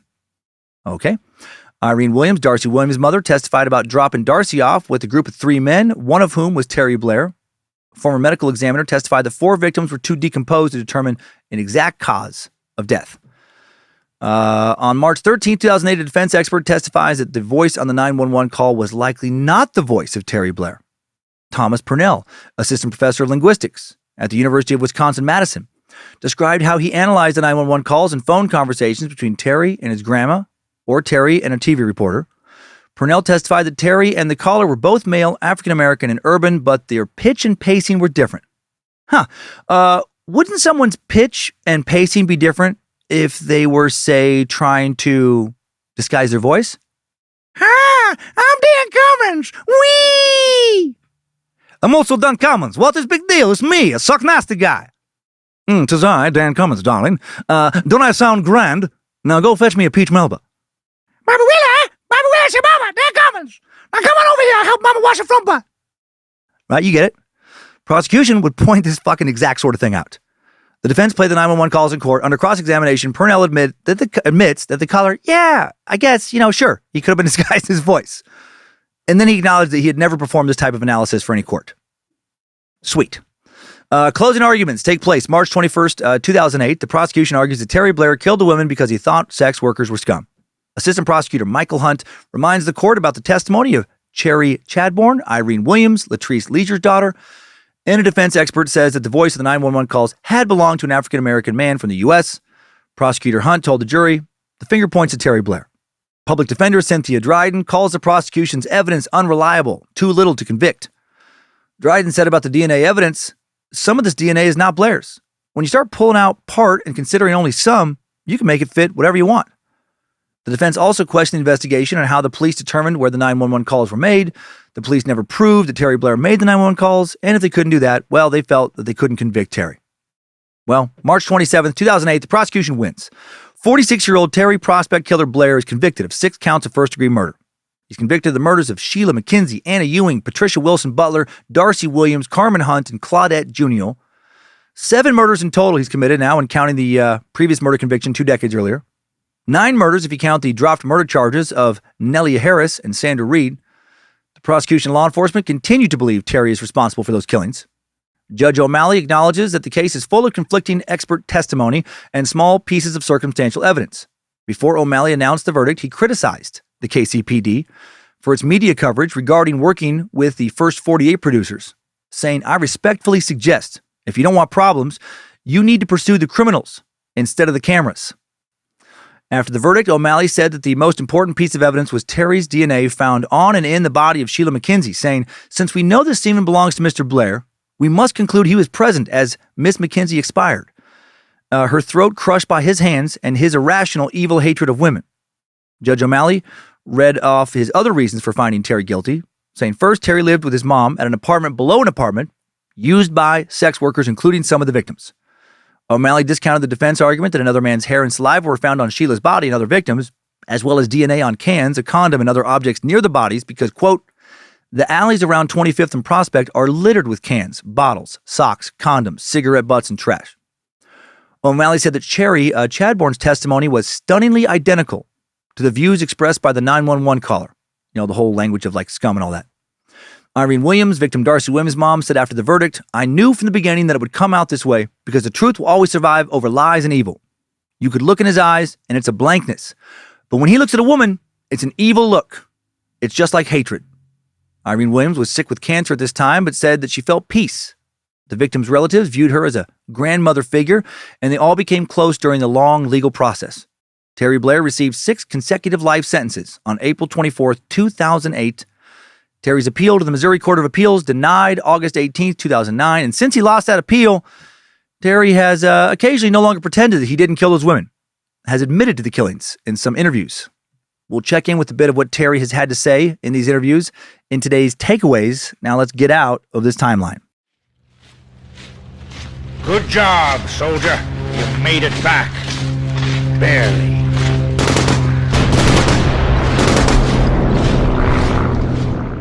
Before wrapping up the twisted tale of Terry Blair, one more quick sponsor that I hope you will really enjoy. Hey, it's me, Rooster Bugle. I'm kind of a lawyer now. Don't worry about it. I don't have much time. This is the only music I could get for cheap. So listen up and don't bust my balls. If you've been accused of a crime you know you committed, call my law office. 1-800-GUILTY. That's guilty, spelled with 2 Y's at the end, so it has enough letters to make a real number. Look, other law firms are going to try and sell you a bill of goods about how you're going to walk away free. Yeah, right. Ain't going to happen. That's not how the justice system works. You know you did it. You know you're going to prison. I know you're going to prison. So why call the Rooster at 1-800-GUILTY with 2 Y's? Because you are cock-a-doodle-doomed. And also, I can help you once you're in prison. That's where the Rooster shines. I've been there. I'll be back there. Most of my kids, cousins, nephews, brothers, nearly all my friends were there. I've represented all of the Blair guys multiple times. They're all there. I can hook you up. Make sure you're not bottom bunk. Make sure you get plenty of smokes every week. I can get you pills. I can teach you how to make a shiv. I can tell you who to shank in the yard. I won't get you off, but I'll probably keep you alive. I'm the Rooster, baby. They can't stuff me. I ain't gonna die, and neither are you when you call 1-800-GUILTY with 2 Y's, because you are cock-a-doodle-doomed. Only call if you're guilty. If you're innocent, don't waste my fucking time. Get a real lawyer and shit. Okay, well, that was, that level of honesty in a commercial from a law firm I found really refreshing. I like that. A different angle. Good for Rooster. Work with what you know. Now let's wrap this baby up. Terry Blair, a.k.a. the Prospect Killer, was an American serial killer convicted for 6 murders in 2008, originally charged with 8, and he served 2 decades in prison for a previous murder conviction. All women. All allegedly over hatred of women for performing sex work. When he got out of prison, did he keep killing the mother of his kids over and over again? Was that what he was doing? Still angry about her foray into sex work? Maybe she was a sex worker because Terry never seemed to have a fucking job. Those poor 2 kids, living kids of his, by the way, I hope they were not still living in that neighborhood when he got out of prison for killing their mom. Was Terry almost doomed to do what he did or to commit other serious crimes that would have also led to him sitting in prison today? As a teenager, Blair witnessed his mom fatally shoot his stepdad. Then several other family members would soon be found guilty of committing other murders and violent crimes. In 1982, Terry followed in their footsteps by beating his former girlfriend, Angela Moore, to death, supposedly because he was angry that she was doing sex work. She was pregnant at the time and was already the mother of his 2 children. Once back out of prison, he got right back to killing and raping, otherwise assaulting. He never tried, it seems, to live any form of a straight, honest life, just violence for Terry. And he was just one of many of the Blair family to live that way. But also, he had 9 siblings, 10 of them altogether. Only 3 convicted murders, and one somebody tried to kill, or one of them was somebody who tried to kill somebody. But 6 have at least not been caught for killing. I'm guessing at least a few of those 6 have no criminal records. Otherwise, the local press would have mentioned them when compiling information about Terry's, serial killer family at his trial. So that's actually kind of inspiring. A few of Terry's siblings, maybe even most of them, grew up in the same shitty, hopeless neighborhood, surrounded by the same fucking psychopaths and so much crime and poverty, and did not end up in prison. How about that? At least one of those Blairs should be a fucking motivational speaker right now. Tell us how you did that. How did you mentally survive that much insanity? How did you watch your mom kill your stepdad? Numerous younger siblings were present as well for that murder, according to a newspaper account. And you watched several older siblings go to prison for murder, and you did not follow in their footsteps. That's impressive. And again, speaks to this crime. It's not in the blood. It's not in the blood. I picked this topic specifically for the murderous family angle. Had not seen an example of so many other violent family members, at least not in recent times. The Blairs are like the modern-day Bloody Benders, and lived in almost the same place, Labette County, Kansas, less than a 3-hour drive from Prospect Avenue in Kansas City. But again, just like I pointed out, there is still a hopeful angle in their dark tale. Most of the Blairs don't kill. Or are really fucking good at getting away with it. But I'm going to believe that they don't kill. And that makes me feel good. Now let's go over a few more facts about today's story and learn a bit more about what Terry has said in the past few years in some interviews in today's Top 5 Takeaways. Timesuck Top 5 Takeaways. Number 1, Terry Blair was born into a family of criminals. His mom, 2 brothers, sister, and 2 nephews have been convicted of murder, and a teen Terry was a witness to one of those murders. Number 2, in 1982, Terry Blair murdered 19-year-old Angela Monroe, his former girlfriend and the mother of his 2 kids, who was also pregnant with his 3rd child. Terry beat her to death with a fucking stick, left her body behind an apartment building, then called the police to report the murder, just like he'd called the police and reported his stepdad's murder a few years before in 1978. Just like he would call the police and report more of his murders in September of 2004. No serial killer loved calling the police more and getting himself in trouble than Terry Blair. Number 3, Terry Blair was charged with the murders of 8 women in 2003, 2004. Almost all the women were killed in the Prospect Avenue area, working class area of Kansas City, Missouri, sadly a crime-riddled area. He became known as the Prospect Killer. 5 women were found on September 2nd, 3rd, and 4th. 3 of those victims were found because an anonymous man called 911 gave the exact locations of the bodies. Prosecutors were never able to prove that the caller was Terry Blair, but he was convicted of 6 murders, including the ones reported by the caller in a non-jury trial. Number 4, Terry Blair hated sex workers. Allegedly told one woman that he wanted to kill them all one by one. Terry was extremely violent towards women. Not only was he charged with murder, he was charged with assault, 3 counts of rape. 2 women spoke with the first 48 about being choked by a man matching Terry's description. Left one woman for dead, said he wasn't going to kill the other because she was not a sex worker. It has never been made clear exactly why Blair hated sex workers so fucking much. Thank God he was caught relatively quickly. If he hadn't been, he would have certainly kept stacking up sex worker bodies at a rapid pace in secluded areas around Prospect Avenue. And number 5, new info. Let's talk about Terry Blair's conflicting prison interviews. On February 22nd, 2021, YouTuber Phil Chalmers posted a prison interview with Terry Blair. Terry talked about his childhood, barely. Said his family were like most normal families, but he did grow up in poverty and they did things to have things. Again, I truly don't think Terry knows what normal looks like, at least not for most people. He only lived around Prospect Avenue, Kansas City, and now, it's either been prison or Prospect Ave. How sad. He said that he and his siblings stole things like shoes, clothing, and food growing up. He admitted to stealing food, trying to steal shoes from Sears. When asked what led to the murders, Terry said, "Well, I was out in the streets and running into different people at different times. A few people I ran into. We had some type of problems as far as asking me to loan them something or whatever and then running off with it, or I gave them some money for a date or something and they take off with the money. It's just one thing led to another. I don't buy this.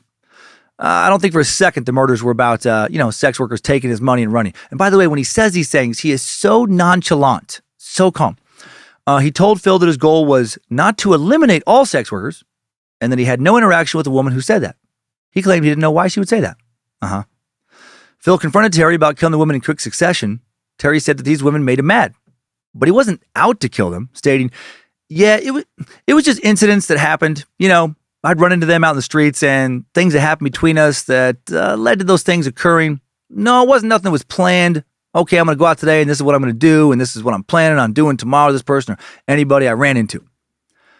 Terry said about his anger towards sex workers, "I think it's mostly based on just the fact of not understanding them. I don't know. I don't know why I took it so personal, but I did. I don't know. It's hard to explain." When asked if he killed more people than he was convicted of, he answered, "Yeah, sure," and then said there were about 6 more victims he was not convicted of killing. He described his victims as the type of people nobody was looking for. In this interview, Terry also admitted to making the 911 calls, said he did it so the victims could be found.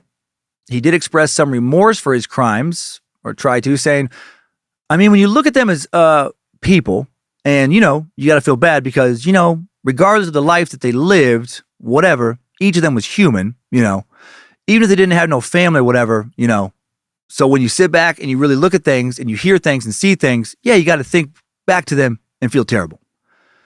Watching him say this, I did wonder for a second if he meant it. Was he just so fucked up for so long, he truly just didn't see sex workers as actual people, and that now maybe he does see them as people? No, he's bullshitting here.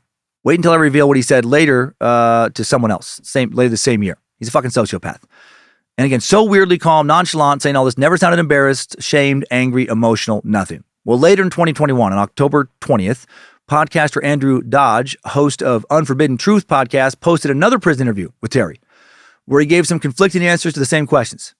He told Dodge that his parents were not together throughout his childhood, said he grew up with his mom and stepfather, who he was close with, said his home life was good, and his mom did the best she could raising them. Did she? Well, I guess if she was struggling with severe mental illness, maybe she did. He discussed the death of his stepfather, Elton Gray, saying, "I don't use the word murder. She didn't murder him. It was a accidental thing in our view. So she had a problem at the time, so we don't consider it as being murder." Terry said he was close with his brother Walter growing up. He said Walter never admitted committing the murder of the rape victim that put him on death row, at least not to Terry. Terry told Dodge, so, as far as I'm concerned, I was shocked. I was hurt behind the accusation because it dealt with one of my best friends. But like I said, that was one of those accusations that was made for whatever reason. It was made because he fucking killed her. Terry said he never really knew his sister Juanetta, that she was mostly raised by his dad in Mississippi. But she did live in Prospect Avenue for a long time, so that was weird for him to say. Terry said about the 1982 murder of his girlfriend, Angela Monroe, that was an incident where my son was placed in a foster care. And I was sent a letter from Family Services that they was in foster care, and they had a hearing coming up, and I just happened to run into her 2 days after that and asked her about my sons, asked where they were at. She said it was a home, and I knew that wasn't, and we got into an argument. And just one thing led to another, and that's how that took place. That is not even fucking close to the story he told police originally, and not what he told Phil Chambers. Terry said that during his first time in prison, he took anger management classes, worked in laundry, worked in the metal shop making license plates and other jobs. The first thing he did when he got out was visit his family. He said he worked a few different jobs after he was released. No, he didn't. After violating parole, he's just working these out. I highly doubt it. I highly fucking doubt it. In this interview, Terry denied making the 911 calls, also gave a very lengthy and confusing explanation of cell towers and coordinates. He said he didn't have a problem with sex workers, saying, as far as I'm concerned, they women, and that's the way of survival, I guess. I've dated prostitutes before I went to prison the first time. After I got out of prison, I don't see nothing wrong with them. What? He admitted to killing them when talking to Phil. In this interview, he also even denied knowing Sheila McKenzie, let alone killing her. He talked about his feelings when he was sentenced, saying, I didn't feel good. that makes sense. But I just figured, okay, well, I got my appeal process. This is what the judge came with. I listened to his reasons for coming with this. I knew that everything that he reasoned was against the weight of the evidence and just figured I'd deal with it in the higher courts. He told Dodge he doesn't believe he ever received a fair trial, saying, how can you receive a fair trial when you got something on television on the first 48, 3 years, and something before you even go to trial? Any jury can bias, if they believe in what they hear and what they see like most people do. You got the judge who watched it, made him biased. I don't know if the judge did watch it, because that's what people do. They believe everything they see or hear on TV as if those people are right, and like I said, according to the paperwork that I got, I can prove all of them to be wrong, but that's not public information. That's stuff that the public doesn't know, haven't seen, haven't heard, but I got it, But me being the only one to see it and have it, it means nothing. Yeah, he's a victim, you guys. He's a victim. The first 48 producers, it's their fault. They put him in prison. They fucked him. He didn't kill those women, even though he said he did in previous interviews. No, They just, they recorded police investigating him and gathering a lot of evidence that he did kill those women and then arrested him and then charged him with their murders. And he was just an innocent, convicted murderer who had recently violated parole and kept ending up in the wrong place at the wrong time over and over. And sometimes the semen got on the victim, maybe inside of the vagina, a woman who was just murdered that he had never even met or had sex with. Fucking crazy. Terry described the first 48 episode as cut and paste stuff. He said, people in the world is not interested in facts. They're not interested in the truth. All they're interested in is a ghost story or whatever the media say is the facts. When, like I said, out of all the people that I've talked to over the years, and I've been here now, not one of the, except one of them, have asked for the facts. Asked to see the paperwork, to see court documents, to see police reports. Nobody else have. Everybody else is just caught up in the first 48. He's really hung up on this first 48. The newspapers, what they say, she say, which they don't know nothing about my family. They don't know nothing about me. Actually, they don't know nothing about the case from what I've seen in the first 48. It was just to glamorize. They work for the police department. They glamorize the police department. I got thousands of papers of tips from the tip hotline, identifying different people. But according to the first 48, I'm the only suspect. Yeah, I've seen it. And it's a bunch of BS. I don't think the local press made up your arrest record or the arrest records of your family members, Terry. Man, these fucking serial killers, they're all the fucking same. It's never that they've just chosen to commit horrible acts that they did not have to commit. Even when they confess, even when they admit they did it, there's always a blame game.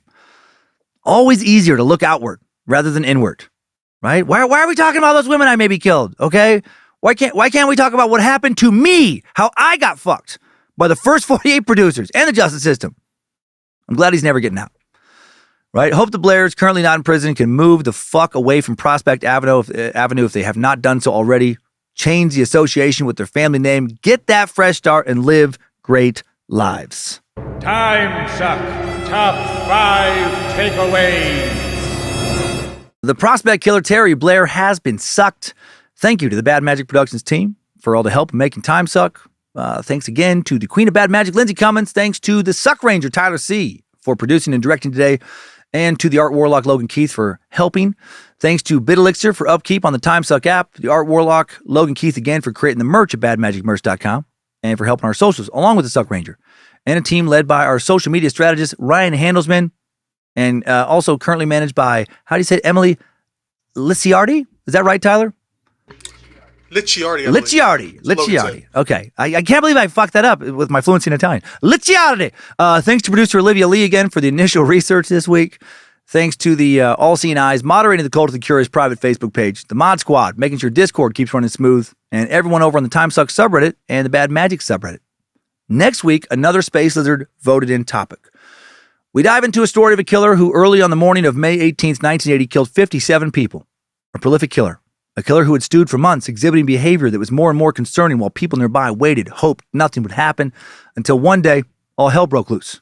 The twist? This killer was a volcano. Located in Skamania County, Washington, Mount St. Helens towers above the nearby landscape, its snowy peak earning it the sometime nickname, the Mount Fuji of America. It's a perfect example of why so many flock to the Pacific Northwest to see landscapes they can't see elsewhere. Spend a few days, weeks, or an entire summer in an idyllic location surrounded by old-growth pine trees, gently sloping valleys, massive mountains, pristine flowing rivers. But in March of 1980, this paradise would become a hellscape. In the middle of that month, Mount St. Helens began exhibiting strange behavior. The volcano had been thought to be inactive since it hadn't erupted since 1857. Since contemporary science didn't really have good measurements for this kind of thing, nobody knew how big that eruption was. Could have been small, column of smoke or ash, which meant that the people nearby would probably be safe for centuries, if not millennia. But they would not be. Small earthquakes started rocking the ground under the volcano, a sure sign of magma moving under the earth. Soon hundreds of them were shaking the earth every day. Then a bulge would form on the side of the mountain, a bulge that moved and grew every day. Scientists still thought they'd have some kind of lead time on an eruption, so they held off declaring any kind of major emergency. Some local businesses did shut down, but most of them didn't want to. Most of them just outside the red zone kept operating, not wanting to relinquish profits, even though there was no promise that the land they were on would be safe from a deadly blast. As spring progressed, it became an all-out war between businesses, private owners, the government agencies assigned to protect them, with scientists in the risky business of predicting when the killer would blow. And on the morning of May 18th, 1980, she would do exactly that. The story of the massive eruption of Mount St. Helens next week on Timesuck. Right now, let's head on over to this week's Timesucker Updates. Updates? Get your Timesucker updates. Let's start with a Cummins Law message. Been getting a lot of those lately. I blame Jeffrey Lundgren. Part 2 about costs sick sucker Carly Curry her lunch. Carly writes, Dan, you kink-shaming piece of shit. JK, haha. What I meant to say is, Dan the man, hot hard father daddy, mushmouth supreme. I just finished the latest suck. I got to tell you, when it came to the part about the poop dick blowjob, I almost lost the entire contents of my stomach. I typically have a pretty strong stomach, but that just about did me in. My coworkers all listen to Scared to Death, but Timesuck is just a wee bit too much for them. That being said, they are used to your shenanigans coming from my room. But boy, am I glad that this part played on my drive home. I already get weird looks as it is. The young coworker I share a room with suddenly became interested in the Epstein story, so I happily suggested we listen to the 2 Timesuck episodes about his life and demise, forgetting the aforementioned shenanigans. Suddenly, the dying cat singing of Yoko Ono filled our workplace as I scrambled to cover the speaker on my phone to muffle the noise, yelling, "Shut up, Yoko." Good times.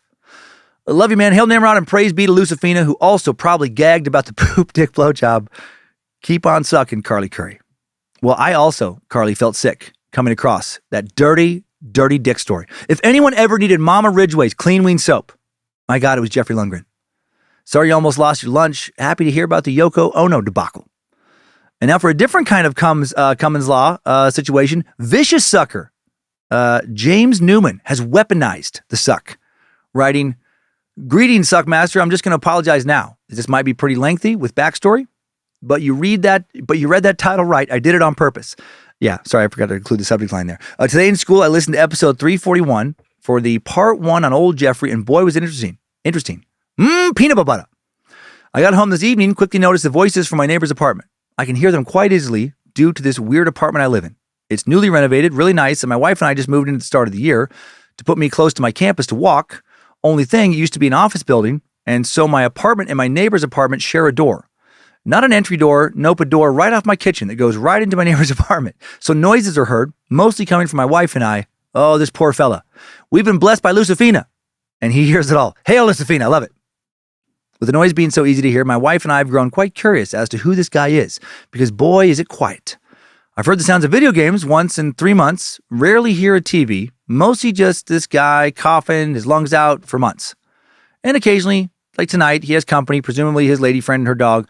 But tonight there was another voice, a sweet old lady voice. And being the sucker I am in our beautiful brains, I immediately thought how great it would be to blast some fucked up or creepy podcast and just imagine what they think. I told myself, no, you don't need to weird them out. Just enjoy your dinner and relax. So I sat in my food, kept hearing their voices, along with the little Cummins voice in my head saying, do it. Come on, do it. Let them hear some of that peanut butter. Well, you won, Dan. And I've yet to be Cummins lawed, but I'm very careful when I listen to my podcast. But tonight I wanted a bit of that glory. So using my TV with a sound bar and subwoofer, I went to the old YouTube, pulled up this episode 341, went ahead, turned it up a few notches, skimmed through, and bam, landed right in the spot where you first introduced us to Jeffrey's shit fetish, where without warning, he shit on his wife, and I just let it play. I have no idea what they heard. Hopefully all of it. And I don't know what they thought about it, but boy, was it good because I was laughing to myself without even knowing. Well, if you get this, I hope you enjoyed your first story of self-Cummins law. Thanks for all the knowledge and laughs. Keep on sucking. Thanks, James. Wow, man, punishing the neighbor with Jeffrey shit. I gotta say, it's pretty fucked up. I kind of like it, though. I know it's not the neighborly thing to do, but it does amuse me to hear about it. I guess if they really, really hated it, they could have knocked on your door and be like, hey, man, can you please turn that down? We've all thrown up. I hope your neighbor's now a fan. I fucking doubt it, but I hope. I also hope he doesn't kill you for doing shit like that. Now a more serious message, much more serious. An anonymous and fantastic sucker shares a message with the subject line of a thank you and a trigger warning. And they write, this message is going to be long and hopefully not ramble too much. I won't go into too much detail. I've listened to your comedy for several years now, mostly on road trips to my home state, which is 2 away from my current one. I first heard of Timesuck after hearing you on Middle of Somewhere with Chad and Cy. I had heard them do ads for BetterHelp and thought, I don't have any use for them. Then heard ads during Timesuck as well and thought, well, why not give them a try? I started talking with the therapist about 2 years ago, and I have made a lot of progress since then. Here is the warning. Ever since I was about 11 or 12, I've had suicidal thoughts every day, currently in my upper 40s. On several occasions, have had a loaded firearm in my mouth with my finger on the trigger, but just couldn't complete the task. Last time, shortly before finding out about Timesuck, now I think of everything that wouldn't exist if I had completed my first attempt. I would not have 3 of my 4 children, would not have my 2 grandchildren, my amazing job, and awesome wife. If anyone else has similar feelings, please find the help. It is worth it. Hail Nimrod. Well, yes. Wow. Thank you for this powerful message. Yes, so many of us have horrible thoughts. I am glad you have not acted on those urges, that you got help, and your kids, are glad too, and your grandkids. You know what? I feel off myself from time to time. I've been feeling off the past few weeks. It's this fucking time of year. No matter how much vitamin D I take, it's maybe not just the time of year. It might be my brain too. The cumulative gray days of winter up here, they start to fuck my brain up. I start to read negativity into everything I do. Sometimes shit gets real dark in my head. Some of it might be chemical, right? I've privately had massive mood swings my whole life. Try my best not to show them. Got some serious mental illness in the family tree. Don't really talk about it much, but it's there. Even when life is going great, some days my mind just will not accept it. I used to just distract myself with more and more work, but eventually that wouldn't do the trick. This time I noticed it hit when I had blown off therapy for a few months myself just because I got too busy. Probably not a coincidence. This message was a great reminder for me to make another appointment. I need a tune-up. We could all use tune-ups, right? Sometimes I think about how, at the bare minimum, we all carry around constantly the inherently stressful knowledge of knowing that our own death is imminent. Every fucking one of us, right? No matter how good life is going, how fucking heavy is just that. Sometimes I'm at peace with that knowledge, and sometimes I'm fucking not. No matter where you are at in life, if you're dealing with some darkness, go talk to somebody. Get it out there in the light and deal with it. Get it off your fucking shoulders and chest. Just saying this stuff out loud helps me a little bit right now. So thanks for that message. Now, finally, I want to reveal the identity of the real person you have to thank for Jeffrey Lundgren's shit show a few weeks ago. Complete degenerate Carter DeGraw. And Carter writes, hello, Suckmaster Supreme and ruler over all things curious. I am a longtime listener and second-time emailer. You see, I emailed for the first time the Bad Magic Productions team in the summer of last year with a topic idea that I thought you guys might get a kick out of. That topic just so happened to be Jeffrey Lundgren. I had read the Prophet of Death book and immediately knew you and your team would do this maniac justice with your great storytelling and witty comedy. And boy, was I right. Well, that's very nice. Thank you. I write this email on the Tuesday after the second part of the Kirtland Cult drops, and after listening to how you shit on Jeffrey and Alice, pun intended, for 2 wonderful episodes, I'm very happy. The material you covered in this episode was very dark. The material you cover in most episodes is dark. No matter the topic, however, I always love tuning in to see how you and your team can make the dark corners of this little world a little more interesting and funny. And I'm not the only one with a twisted dark sense of humor. That is clear. Anyway, I just wanted to email you guys today, say thank you at the end of the Skull and Bones episode. When I heard that the next topic would be that topic I had written in about so many months ago, I became oddly happy, screaming in my car, clapping, maybe a tear or two of joy, and laughing hysterically at what I knew was going to be a great next 2 episodes. I'm not taking credit for this topic alone. I am but a small cog who may have influenced it, but that little tie to a topic was so much fun. You guys reach so many people, bring so much joy and laughter to all the loyal space lizards and meat stacks. I truly hope you guys realize how much you mean to so many. On behalf of everyone who thinks that this podcast is a community of friends, thank you. For everyone who uses this podcast as an escape from the hard times around us and the worries of the world, we say thank you. And finally, we recognize that Dan and the relatively small team put in a ton of hours between all the productions and keep it running like a $1 billion well-oiled machine. So thank you again. Not sorry for the lengthy email. 3 out of 5 stars. Your fellow mushmouth, Carter D. Well, Carter, that was very nice. You sick fucking degenerate. A fellow sick degenerate recognizes other ones. I'm so thankful that there are so many out there. Yeah, thank you. I actually thought for a while that Sophie had found that topic, but now I remember you sending that email. I looked it up. I was like, holy shit, send it along to Sophie. And then she was like, yeah, this is crazy. So hail Nimrod, Carter. You gave us skid mark. Long live skid mark. But for real, you gave us one of the craziest fucking stories I've ever heard. I did find it immensely darkly entertaining. Good pick. Now go find something even better. Hail Carter DeGraw. Hail all of you who listen. Thanks, time suckers. I needed that. We all did. So thank you for listening to another Bad Magic Productions podcast. Scared to Death and Timesuck each week, and the Secret Suck each week for you space lizards. Please do not insist that people start calling you Rooster. And don't raise a family of prison-bound criminals this week. Just don't fucking do that. Just keep on sucking.